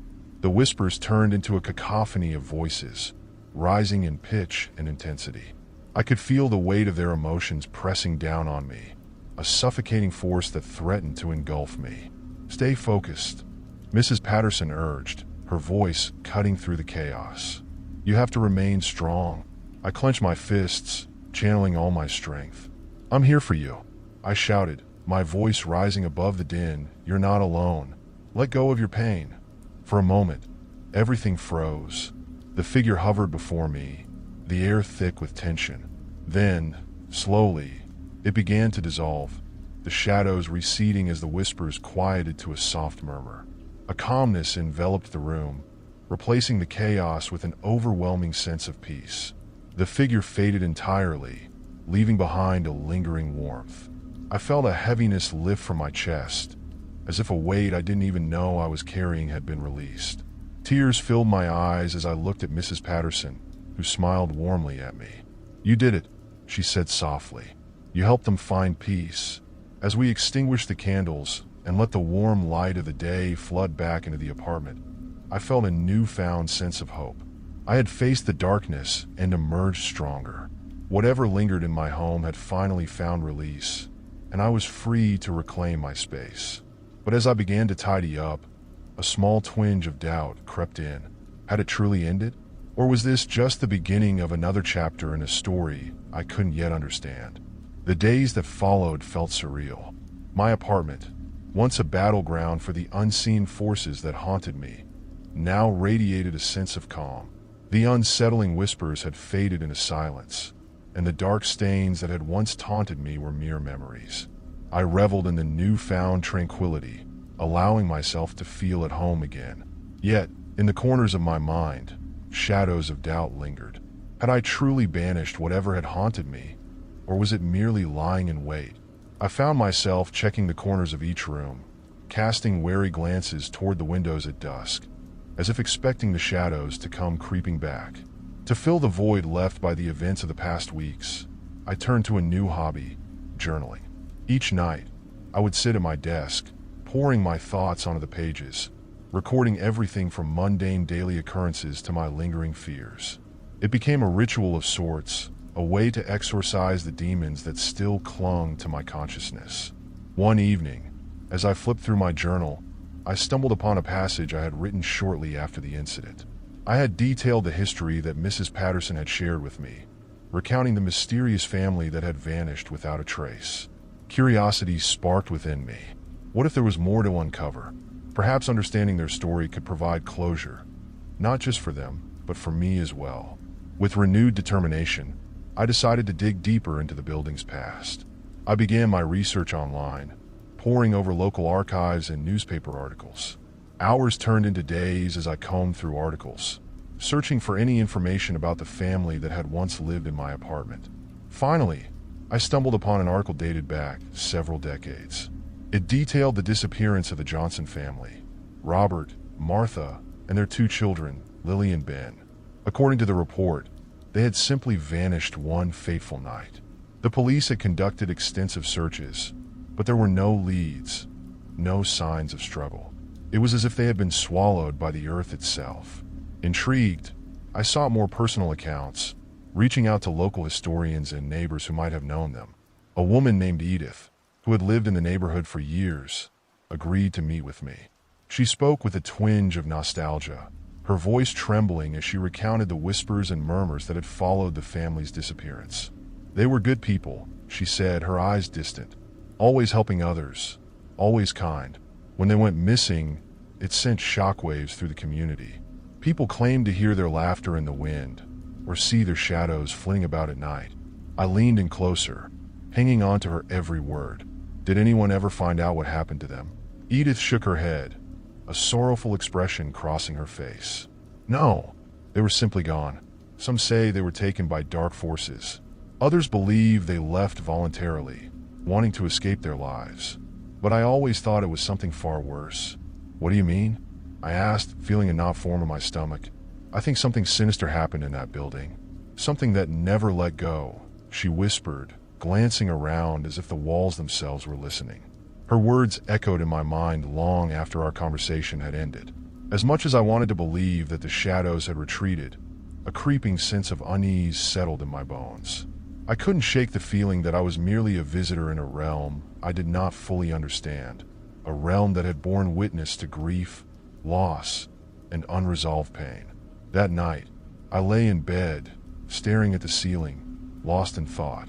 What if the Johnson family had never truly left? What if they were still tied to this place, lingering in the shadows, waiting for someone to listen? A chill ran down my spine as I recalled the warmth that had enveloped me after confronting the darkness. But what if that warmth had been deceptive? What if the energy I had felt was just a precursor to something far more sinister? The next day, I decided to return to the archives, hoping to find more clues. As I sifted through boxes of old documents, I stumbled upon a faded photograph tucked between pages of yellowed newspapers. The image depicted a family standing in front of a modest house. 2 smiling children, a man with a broad smile, and a woman with gentle eyes. Beneath the photo, the caption read, "The Johnson family, beloved members of our community." I studied the faces, trying to imprint them in my mind. Robert, Martha, Lily, and Ben. Their happiness felt tangible, a stark contrast to the tragedy that would later unfold. With a sense of determination, I tucked the photo into my bag and continued my search. Later that afternoon, I returned home with a growing sense of urgency. I had uncovered the family's names and faces, but I needed to know more. I felt an unexplainable connection to them, a sense that they were reaching out to me from the void. As night fell, I prepared to conduct another session, similar to the one I had performed before. This time, however, I felt a deeper purpose. I wanted to not only acknowledge their pain, but also to invite them to share their story. I lit the candles once more, arranging them in a circle, and placed the photograph of the Johnson family at the center. As the flames flickered to life, I felt the atmosphere shift, charged with anticipation. I closed my eyes and focused, inviting the energies of the past to come forth. "I know you're here," I began, my voice steady. "I want to hear your story. I want to understand what happened to you." Silence enveloped me, heavy and thick, as if the air had solidified. My heart raced, echoing in the quiet room. But just as I began to doubt myself, I felt a soft breeze swirl around me, carrying whispers that echoed in my mind. "Help us!" The words pierced through the silence, chilling my bones. It was a plea, a desperate call from the depths of despair. I opened my eyes, the shadows flickering in the candlelight, and felt a sense of urgency wash over me. "Tell me what I can do," I urged, my voice rising above the whispers. "I'm here to help you find peace." But the whispers grew louder, swirling into a tempest of emotions that washed over me. Fear, sorrow, regret. It was a cacophony of feelings that threatened to overwhelm my senses. Suddenly, the lights in the apartment flickered, casting eerie shadows against the walls. I felt the temperature drop, a bone-chilling cold creeping into the room. It was then that I realized this was not just a story, it was a call to action. The Johnson family was still tied to this place, bound by unresolved pain and sorrow. "Please," I cried out, desperation creeping into my voice. "You don't have to be alone. You can let go." In that moment, the shadows around me coalesced, forming an indistinct figure that hovered just beyond the flickering candlelight. I could feel their emotions intensifying, a storm of longing and despair swirling around us. And then, for the first time, I felt their presence, an overwhelming sense of grief mingled with a desperate yearning for closure. They were trapped in the echoes of their past, unable to move forward. As the shadows thickened, I felt a wave of fear grip my heart. What if I had awakened something that should have remained undisturbed? I took a deep breath, reminding myself of my purpose. I had to help them find peace. "Let me help you move on," I implored, my voice trembling. "You don't have to linger in the darkness anymore." With each word, I felt a shift in the atmosphere, as if the very fabric of the room was bending to my will. The shadows pulsated, responding to my plea, and for the first time, I saw the outline of a figure take shape, soft and fleeting, yet undeniably present. "Let go!" The voice, faint yet filled with anguish, resonated through me. It was a plea for release, a wish to be freed from the chains that bound them to this world. I reached out, tears streaming down my cheeks, and felt the warmth of the candlelight as it flickered against my skin. "Let go of your pain," I whispered, my heart aching for the family I had never known. "You are loved. You are not forgotten. It's time to find peace." And just like that, the room transformed. The shadows danced, the whispers intensified, and I felt the energy shift, washing over me like a tide. It was as if the very air was alive with their emotions, fear, sorrow, and finally hope. In that moment, I realized that I wasn't just an observer. I was a conduit for their pain, a bridge between their past and their future. I could feel the weight of their history pressing down on me, but as I reached out, I felt a warmth envelop me, an embrace of gratitude that filled the room. As the shadows began to recede, the figures slowly dissipated, fading into the light. I knew that the Johnson family had finally found their peace, their story acknowledged, and their suffering released. Exhausted but relieved, I extinguished the candles and let the light of the new day wash over me. I had faced the darkness and emerged stronger, armed with the knowledge that we are never truly alone. The past may leave its marks, but through understanding and compassion, we can break the chains that bind us to it. As I closed my eyes, I whispered a silent promise to the Johnson family. I would share their story, ensuring they would never be forgotten.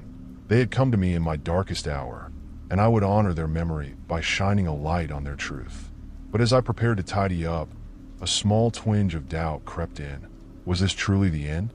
Or had I merely scratched the surface of something far more profound? A whisper lingered in the back of my mind, a reminder that the past has a way of haunting those who seek to understand it. And as I moved through my apartment, I couldn't shake the feeling that this was just the beginning of a much larger journey, one that would lead me deeper into the heart of darkness and the mysteries that lay beyond. The days that followed the session with the Johnson family felt surreal. My apartment, once a source of dread, now bore the weight of an unspoken truth. I had reached out to them, and they had responded, if only in the shadows.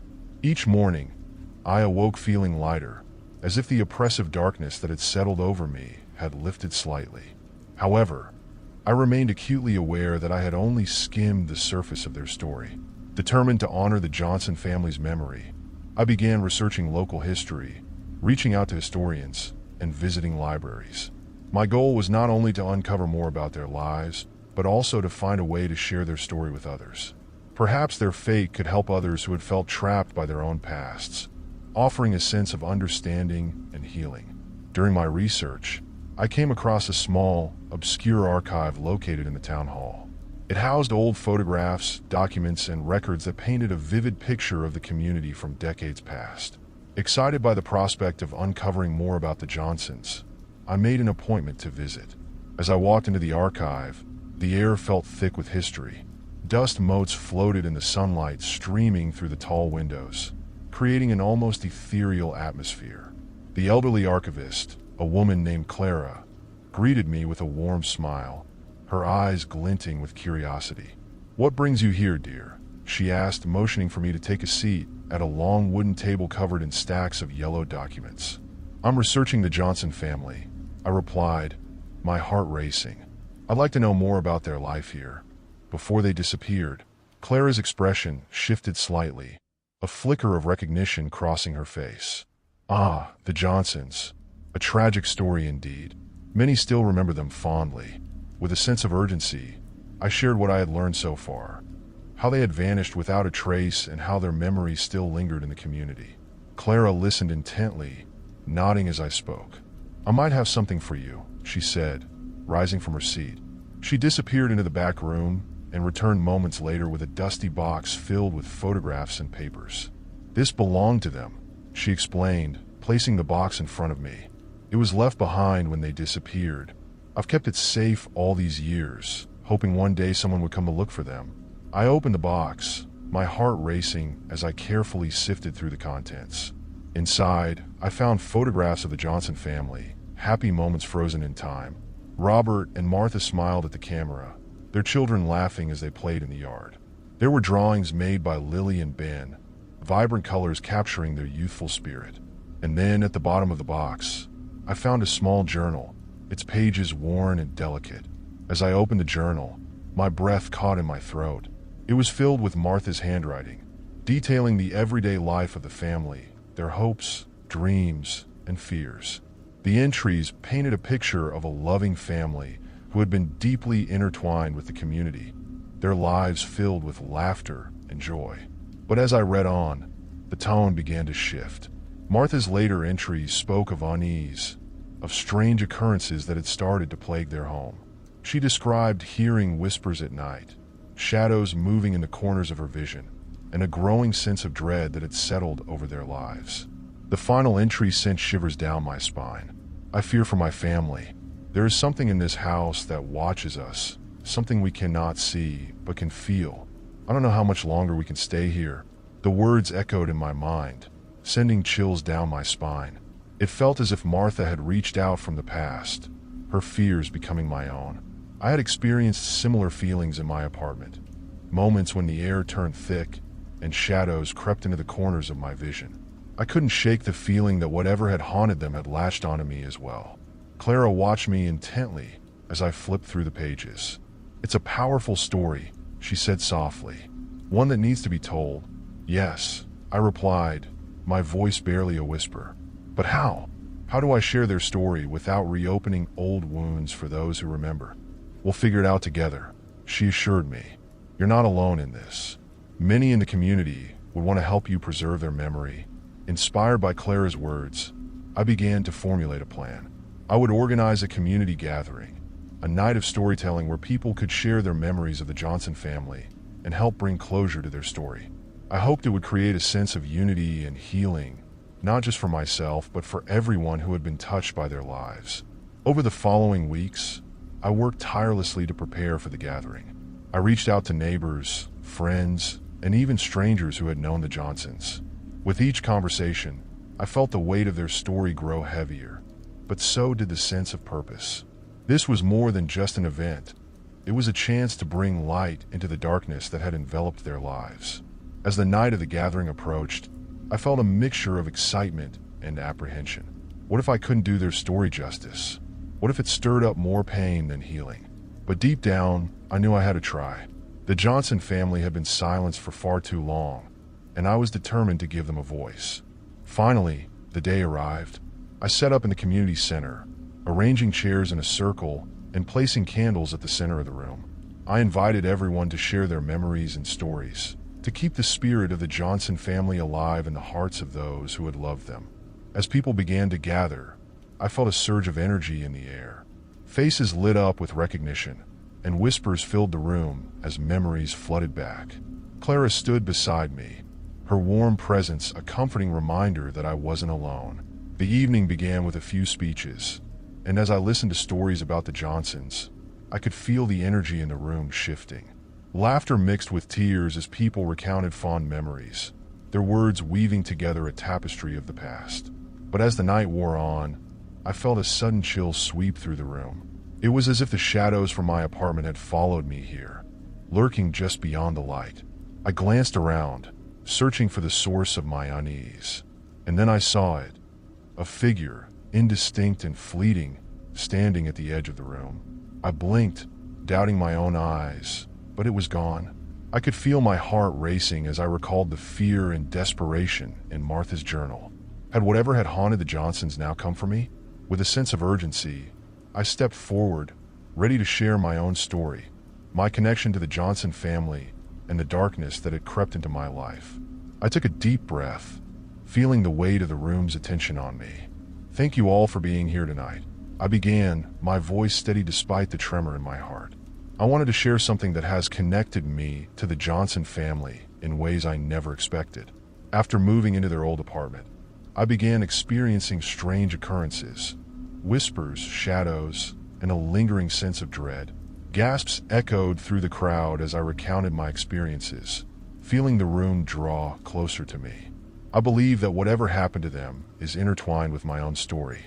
They were never meant to be forgotten, and tonight, we can honor their memory together. As I spoke, the temperature in the room shifted again, and I could feel the shadows grow restless. It was as if the very air thickened, a reminder that the past was not ready to be laid to rest. Suddenly, a candle flickered violently, casting long shadows that danced across the walls. I felt the room hold its breath, the energy shifting and pulsing as if waiting for something to happen. "Stay with us," I cried out, feeling a desperate need to connect with the unseen presence. "You are not alone anymore. We are here for you." And just like that, a wave of warmth swept over the room. The whispers returned, clearer this time, echoing through the air like a gentle breeze. I closed my eyes, allowing the energy to wash over me, embracing the connection I felt with the Johnson family and the community gathered around me. With every word spoken, every memory shared, we began to weave a new narrative, one that intertwined the lives of the living and the dead. And in that moment, I realized that healing wasn't just about finding closure. It was about creating a bridge that connected us all, transcending the boundaries of time and space. As the night wore on, the shadows began to recede, replaced by a sense of peace that settled over the room. I felt a connection to the Johnsons, an unspoken bond that transcended the pain of the past. And as the final candle flickered out, I knew that I had fulfilled my promise. I had shared their story, ensuring that they would never be forgotten. But as I prepared to leave, a lingering question remained in my mind. Had I truly released the Johnsons, or had I merely opened a door that could never be closed? After the gathering, I felt a sense of closure that had eluded me for so long. The energy in the community center lingered, leaving me with a feeling of warmth and hope. Yet, as I returned to my apartment, the shadows began to creep back in. The flickering lights, the whispers, and the lingering gaze of unseen eyes had not vanished with the sharing of stories. Instead, it felt as if the very essence of the Johnsons had merged with my own, making the presence in my home stronger. That night, I lay in bed, replaying the events of the evening in my mind. The warmth of shared memories contrasted sharply with the chill that settled around me as darkness enveloped my room. I felt the weight of the journal beside me, its pages filled with the fears of a mother who had once lived in the very space I now called home. As I drifted off to sleep, I could hear the faint echoes of the night's stories, the laughter, the tears, the connections forged in the name of remembrance. But just as sleep began to take me, I was jolted awake by a familiar sound, the soft, rhythmic scratching from beneath my bed. My heart raced as I turned to look, the shadows in the corners of my room stretching and shifting in the dim light. The scratching grew louder, more frantic, and I felt the urge to bolt from my bed, but my body was frozen in place. "Just the floorboards," I whispered to myself, trying to rationalize the noise. Yet deep down, I knew it was more than that. The journal had hinted at the presence that haunted the Johnsons, and I could feel it growing stronger, feeding off my fear and uncertainty. Summoning every ounce of courage, I sat up, swinging my legs over the side of the bed. The scratching stopped abruptly, and an eerie silence enveloped the room. I held my breath, straining to hear anything beyond my own heartbeat. After a moment, I reached for the flashlight on my bedside table, my hands trembling as I clicked it on. The beam of light sliced through the darkness, illuminating the space beneath my bed. My heart raced as I leaned down, the light revealing nothing but dust bunnies and shadows. Yet, something felt off.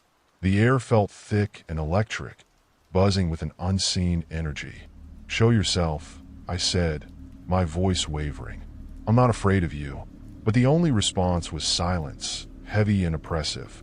I turned off the flashlight, feeling a strange mix of relief and disappointment. Perhaps it was just my imagination, the remnants of fear and doubt lingering in the corners of my mind. I lay back down, trying to shake off the feeling that something was still watching me. But as I closed my eyes, I could feel the weight of unseen eyes lingering. Sleep eluded me, and soon, the scratching returned, this time accompanied by a faint whisper that drifted through the room. "Help us, find us." The words sent chills down my spine. My heart raced as I sat up again, looking around the room. The shadows danced along the walls, the air thick with tension. I realized then that the Johnson story was far from over. They were still trapped, their restless spirits seeking closure, just as I had been. Without thinking, I grabbed the journal from the bedside table and began to read aloud, hoping that my voice would somehow reach them. "Martha, Robert, Lily, Ben, I'm here," I said, my voice trembling. "I'm trying to help you. I want to understand what happened." As I read, the room grew colder, and the shadows began to shift. The whispers grew louder, intertwining with my voice as if they were echoing my words. "Help us, find us." Suddenly, the scratching stopped, replaced by a low, mournful wail that echoed through the walls. It reverberated in my chest, a sound so filled with sorrow that it nearly brought me to tears. "Where are you?" I cried out, desperation creeping into my voice. "What do you need?" For a moment, the world fell silent, and then, as if in response to my plea, a vision flashed before my eyes. I saw the Johnsons' home, a cozy little house filled with laughter and light. But beneath it, a dark, damp cellar loomed, hidden away from view, a place where secrets festered and memories were buried. With the vision came a surge of urgency. The Johnsons were trapped not just in my apartment, but within their own history, their souls tethered to the very place that had once been their sanctuary. I sprang from my bed, my heart pounding. I had to find that cellar. I had to uncover whatever truth lay buried beneath the surface. As I moved through the apartment, the weight of the journal in my hand felt reassuring. I had to believe that by uncovering their story, I could set them free. With determination, I grabbed my coat and stepped outside into the cool night air. The streets were silent, illuminated by the soft glow of streetlights. I made my way to the Johnsons' old house, the familiarity of the neighborhood wrapping around me like a comforting blanket. When I arrived, the house stood before me, its once vibrant colors faded and peeling. It felt abandoned, yet the memories of laughter and joy still clung to the air. I approached the front door, which creaked ominously as I pushed it open. Inside, the air felt thick with history. Dust covered the surfaces, and the floorboards creaked beneath my feet as I moved through the dimly lit rooms. I felt a strange pull guiding me deeper into the house, as if something was urging me to seek out the truth. After searching the main floor, I made my way down a narrow hallway. It was there that I found a door, slightly ajar, leading down to the basement. My heart raced as I pushed it open, revealing a steep staircase leading into darkness. With each step, I felt the temperature drop, the air thickening around me. I gripped the flashlight tightly, its beam cutting through the gloom. The staircase led me down into the bowels of the house, where the shadows seemed to come alive, swirling around me like ghosts waiting to be freed. At the bottom, I found myself in a small, damp cellar, its walls lined with old wooden beams. The smell of mildew filled the air, and I felt an overwhelming sense of foreboding. This was the place from my vision, the very spot where the Johnson's story had twisted into darkness. As I explored the cellar, I noticed something strange, a patch of the floor that seemed newer than the rest. It was a rectangular shape, almost as if it had been disturbed recently. My heart raced as I knelt down, running my fingers over the edges. "Is this where you are?" I whispered, feeling a chill run down my spine. "Is this where you were trapped?" With trembling hands, I began to clear away the debris, revealing a crude wooden trapdoor. The whispers returned, echoing around me. "Help us find us." I hesitated for a moment, uncertainty creeping in. What lay beneath this door? What horrors had the Johnsons encountered? But I couldn't turn back now. I had to know the truth. With a deep breath, I gripped the handle and pulled the trapdoor open. It creaked ominously, revealing a dark void below. The whispers grew louder, urging me forward, and I took a step into the abyss. As I peered into the gaping darkness below the trapdoor, a rush of cold air surged up, sending a shiver through me. The musty scent of earth and decay filled my nostrils, overwhelming my senses. I flicked the flashlight on, directing its beam into the depths of the unknown. The light illuminated a narrow staircase leading down into an even darker chamber beneath the cellar. I hesitated for just a moment, the weight of dread settling heavily in my chest. The whispers of the Johnsons echoed in my mind, pulling me forward.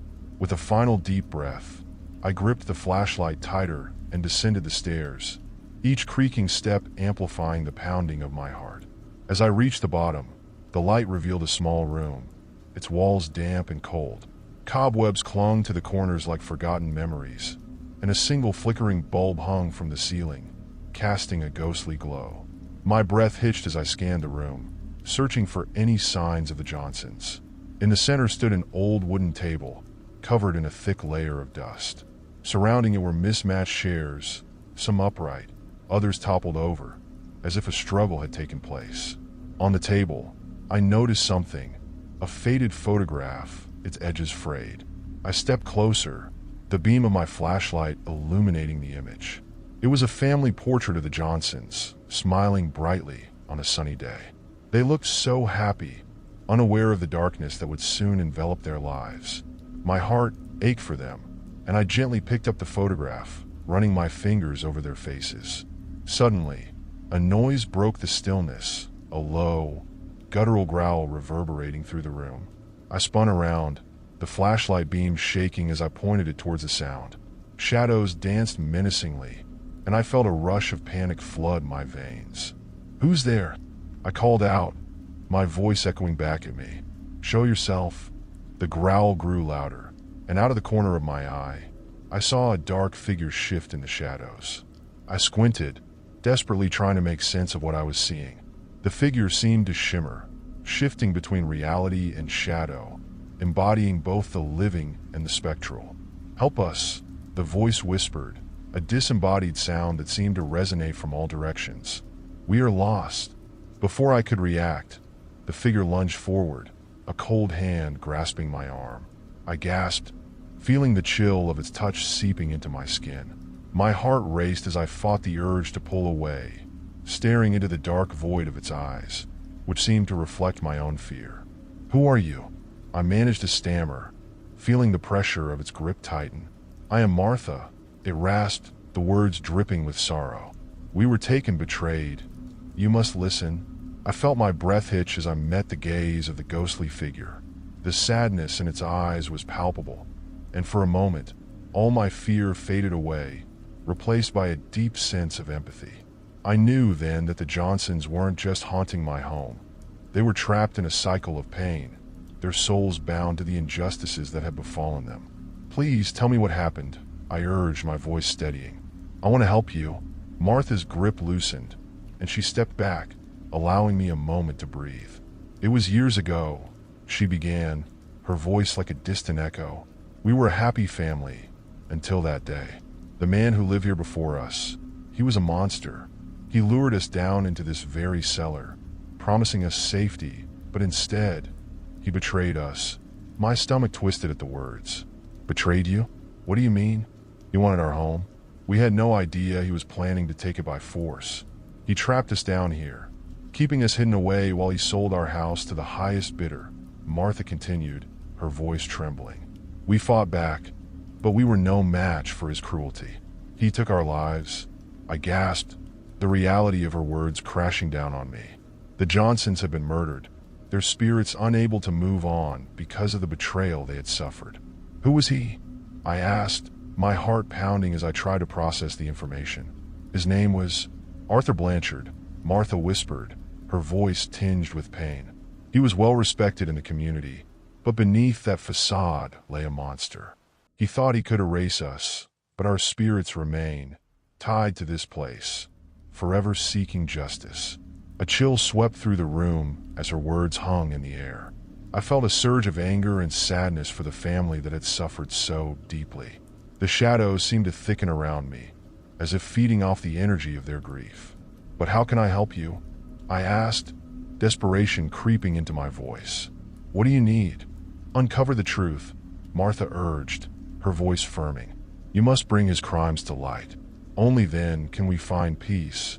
As the last words left her mouth, the temperature in the room dropped even further, and the shadows began to swirl. The ghostly figure of Martha shimmered, fading back into the darkness. "Remember, the truth lies buried in the light." I stood frozen, processing everything I had just learned. The room felt alive with energy, the whispers of the Johnsons urging me onward. I had a purpose now, a mission to uncover the truth about Arthur Blanchard and the crimes he had committed against this family. With renewed determination, I climbed back up the stairs, the weight of the journal heavy in my hands. I would find out more about Arthur Blanchard and what he had done to the Johnsons. I had to ensure that their story was not forgotten, that justice would finally be served. Emerging from the cellar, I was greeted by the oppressive silence of my home, now a hollow shell filled with echoes of the past. I clutched the photograph of the Johnson family and the journal containing Martha's revelations tightly in my hands. My heart raced with determination. I had a mission. I made my way to the living room, my mind racing with thoughts of Arthur Blanchard. Who was he? What had happened to him after the Johnsons? I grabbed my laptop, sat down at the dining table, and began my search.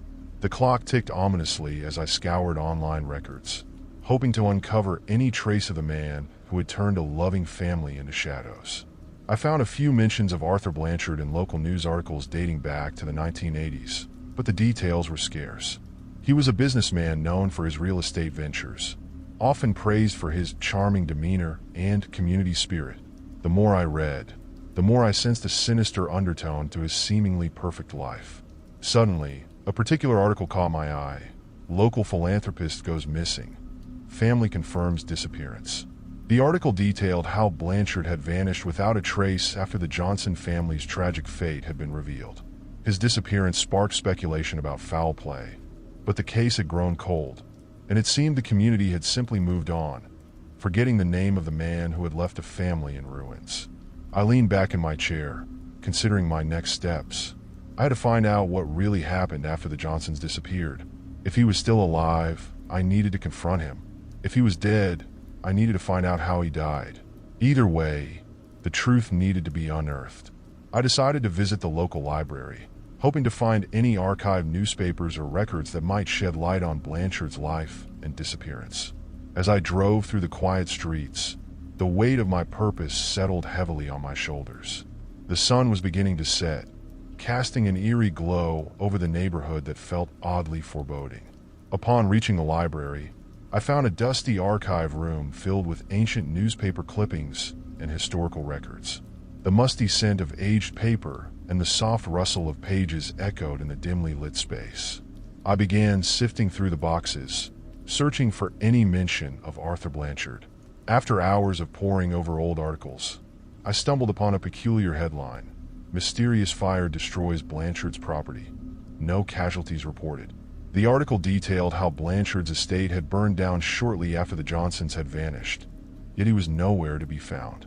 The fire had consumed the house, leaving only charred remains behind. My heart raced as I read on. The townspeople speculated that Blanchard had set the fire himself, but there was no evidence to confirm this theory. The article hinted at rumors of foul play, but they were quickly dismissed as mere gossip. A chill ran down my spine. Had he truly been involved in the Johnsons' disappearance?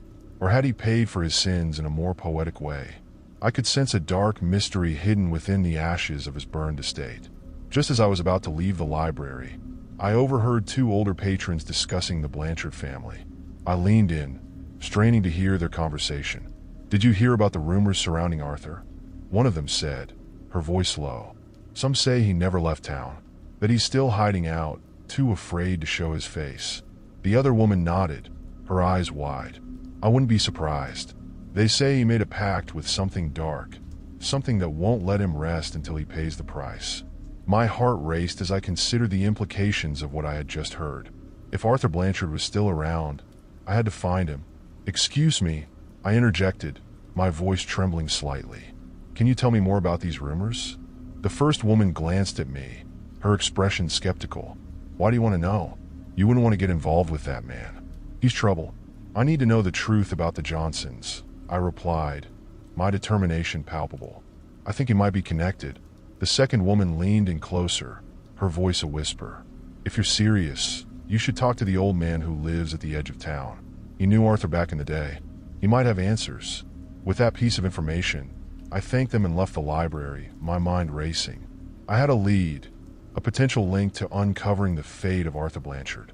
The shadows of the past loomed larger with every step I took, and the chill in the air only deepened my resolve. That evening, I drove to the edge of town, the sun setting behind me as the darkness crept in. The old man's house stood at the end of a long, winding road, surrounded by tall trees that loomed like silent sentinels. As I approached, the air felt thick with tension. I knocked on the door, my heart pounding in my chest. After a moment, it creaked open, revealing a frail, white-haired man with deep-set eyes that seemed to see through me. "What do you want?" he asked, his voice raspy but firm. "I'm here about Arthur Blanchard," I replied, trying to keep my tone steady. "I need to know what happened to him and the Johnsons." The old man's expression darkened, and he stepped aside, gesturing for me to enter. "You're brave to ask about him. Sit down. I'll tell you what I know." As I took a seat in his dimly lit living room, I felt the weight of the stories I was about to hear.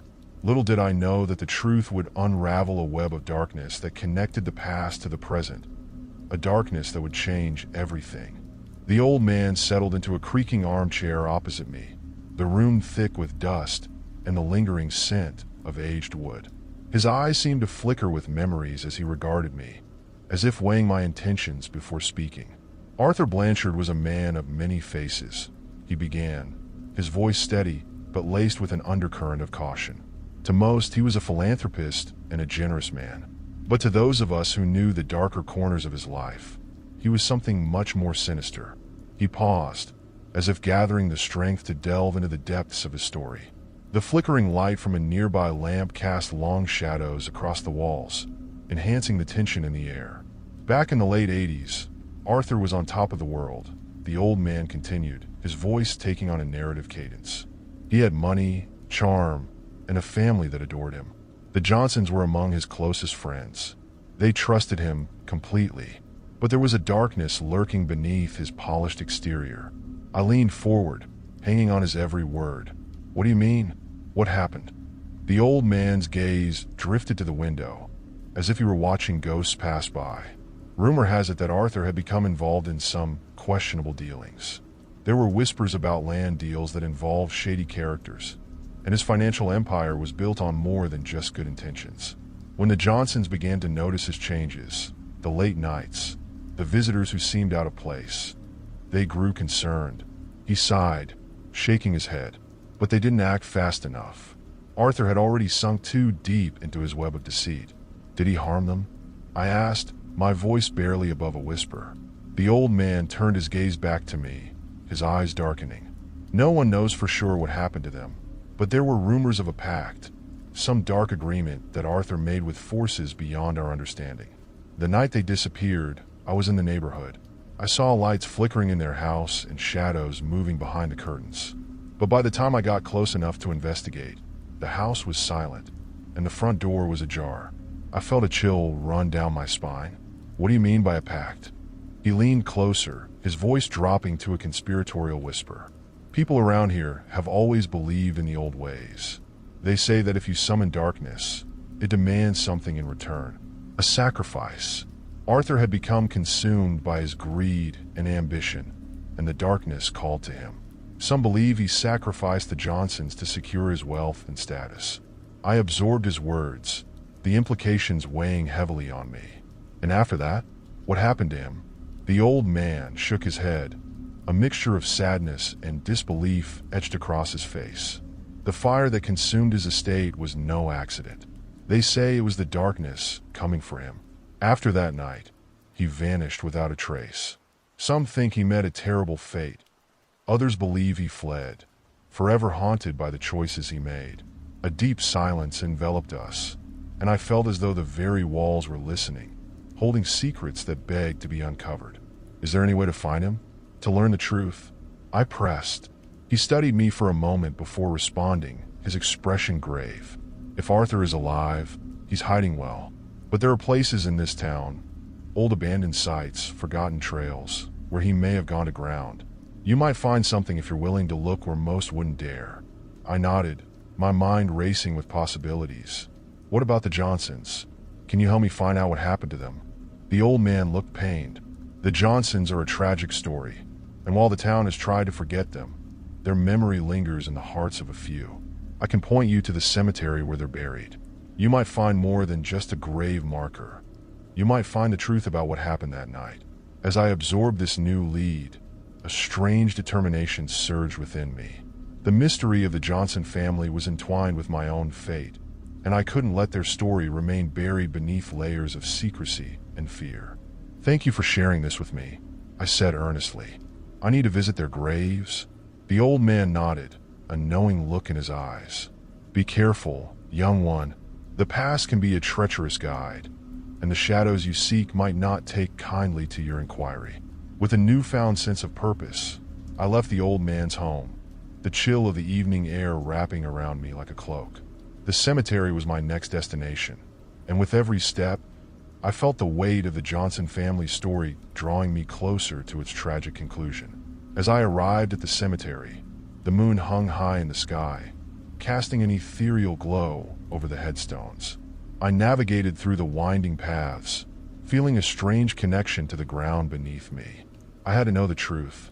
Finally, I spotted the Johnsons' graves, 2 adjacent headstones, weathered by time but still bearing their names.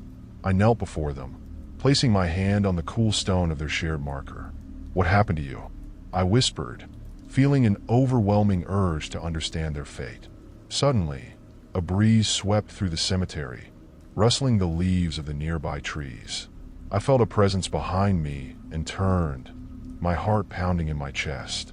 Standing there, shrouded in shadow, was a figure cloaked in darkness, its features obscured, but the unmistakable aura of dread emanating from it sent a chill down my spine.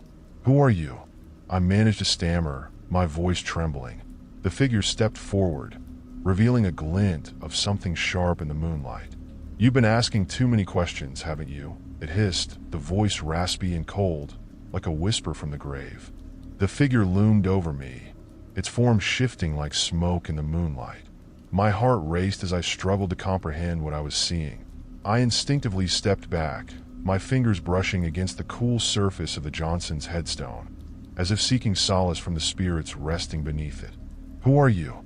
I repeated, my voice barely a whisper, caught between fear and determination. The shadows seemed to laugh, a hollow sound that echoed through the graveyard like a death knell. You think you can dig up the past and not face the consequences? You have no idea what you're dealing with. I took a shaky breath, my pulse quickening. I just want to know what happened to the Johnsons. I need to understand why their lives ended in tragedy. Tragedy is a delicate word for what truly happened, the figure replied, its voice dripping with malice. The Johnsons were but pawns in a much larger game. Their fate was sealed the moment Arthur Blanchard chose to step into the darkness. As the figure spoke, images flooded my mind. The old man's warnings, the stories of Arthur, the whispers of the town. Everything had led me to this moment, and I felt the weight of their secrets pressing down on me. Arthur made a choice, and so did the Johnsons. They all had a role to play, and now you're asking for answers that should remain buried. It continued, inching closer, its form solidifying in the dim light. I straightened, a newfound resolve surging within me. I won't let their story be forgotten. I refuse to be silenced by fear. With that proclamation, the figure recoiled, a flicker of uncertainty crossing its shadowy visage. You think you're brave, but you are merely a child playing with forces beyond your comprehension. Maybe so, I shot back, my voice gaining strength. But if I'm going to face whatever darkness is here, I want the truth. No matter how painful. The entity's eyes glowed like embers, narrowing into slits of fury. The truth is a weapon that cuts both ways. If you seek it, you may find yourself ensnared in the very trap you wish to escape. Then let it ensnare me, I said defiantly, because I'd rather confront the truth than live in the shadows of ignorance. In that moment, I felt the ground shift beneath me as the wind howled around us, swirling leaves and debris. The figure faltered, and I could sense a struggle within it, a battle between the darkness that it embodied and the flicker of something more, something that craved release. Very well, it hissed, voice echoing through the graveyard like a lament. But know this, the truth you seek will come at a cost. The past has its own price to pay, and you may not be ready to face it. As the figure began to dissolve into the night, I caught a glimpse of its face, an anguished expression that seemed familiar yet foreign, a reflection of lost souls intertwined in a dark history. Wait, I called out, but it was too late. The figure melted away, leaving only a chilling silence behind. I sank to my knees before the Johnsons' graves, the weight of their loss heavy upon my heart. The moon hung low, casting a silver light over the stones. I felt a wave of grief and resolve wash over me. The shadows might have won this round, but I would not give up. I had uncovered pieces of the puzzle, but the full picture remained elusive. The truth was out there, tangled in the threads of Arthur Blanchard's legacy and the haunting fate of the Johnsons. As I sat there, I knew my journey wasn't over. I would find out what had happened. I would seek out the stories hidden in the shadows and confront whatever lay beyond. With the stars twinkling above and the cool night air wrapping around me like a shroud, I rose from the ground, determined to unravel the mystery that had ensnared my life. I wouldn't just be a victim of fate, I would be its challenger. The cemetery held secrets, and I would unlock them, one whispered truth at a time. With a final glance at the Johnsons' grave, I turned and walked away, the path ahead illuminated by the flickering light of understanding. As I stepped into the night, I felt the weight of the unseen eyes watching me, but instead of fear, I felt empowered. I was ready to confront the darkness that had haunted me for far too long, and I knew, deep in my heart, that the shadows would not keep me from the truth. If you like the story, don't forget to subscribe and like the video.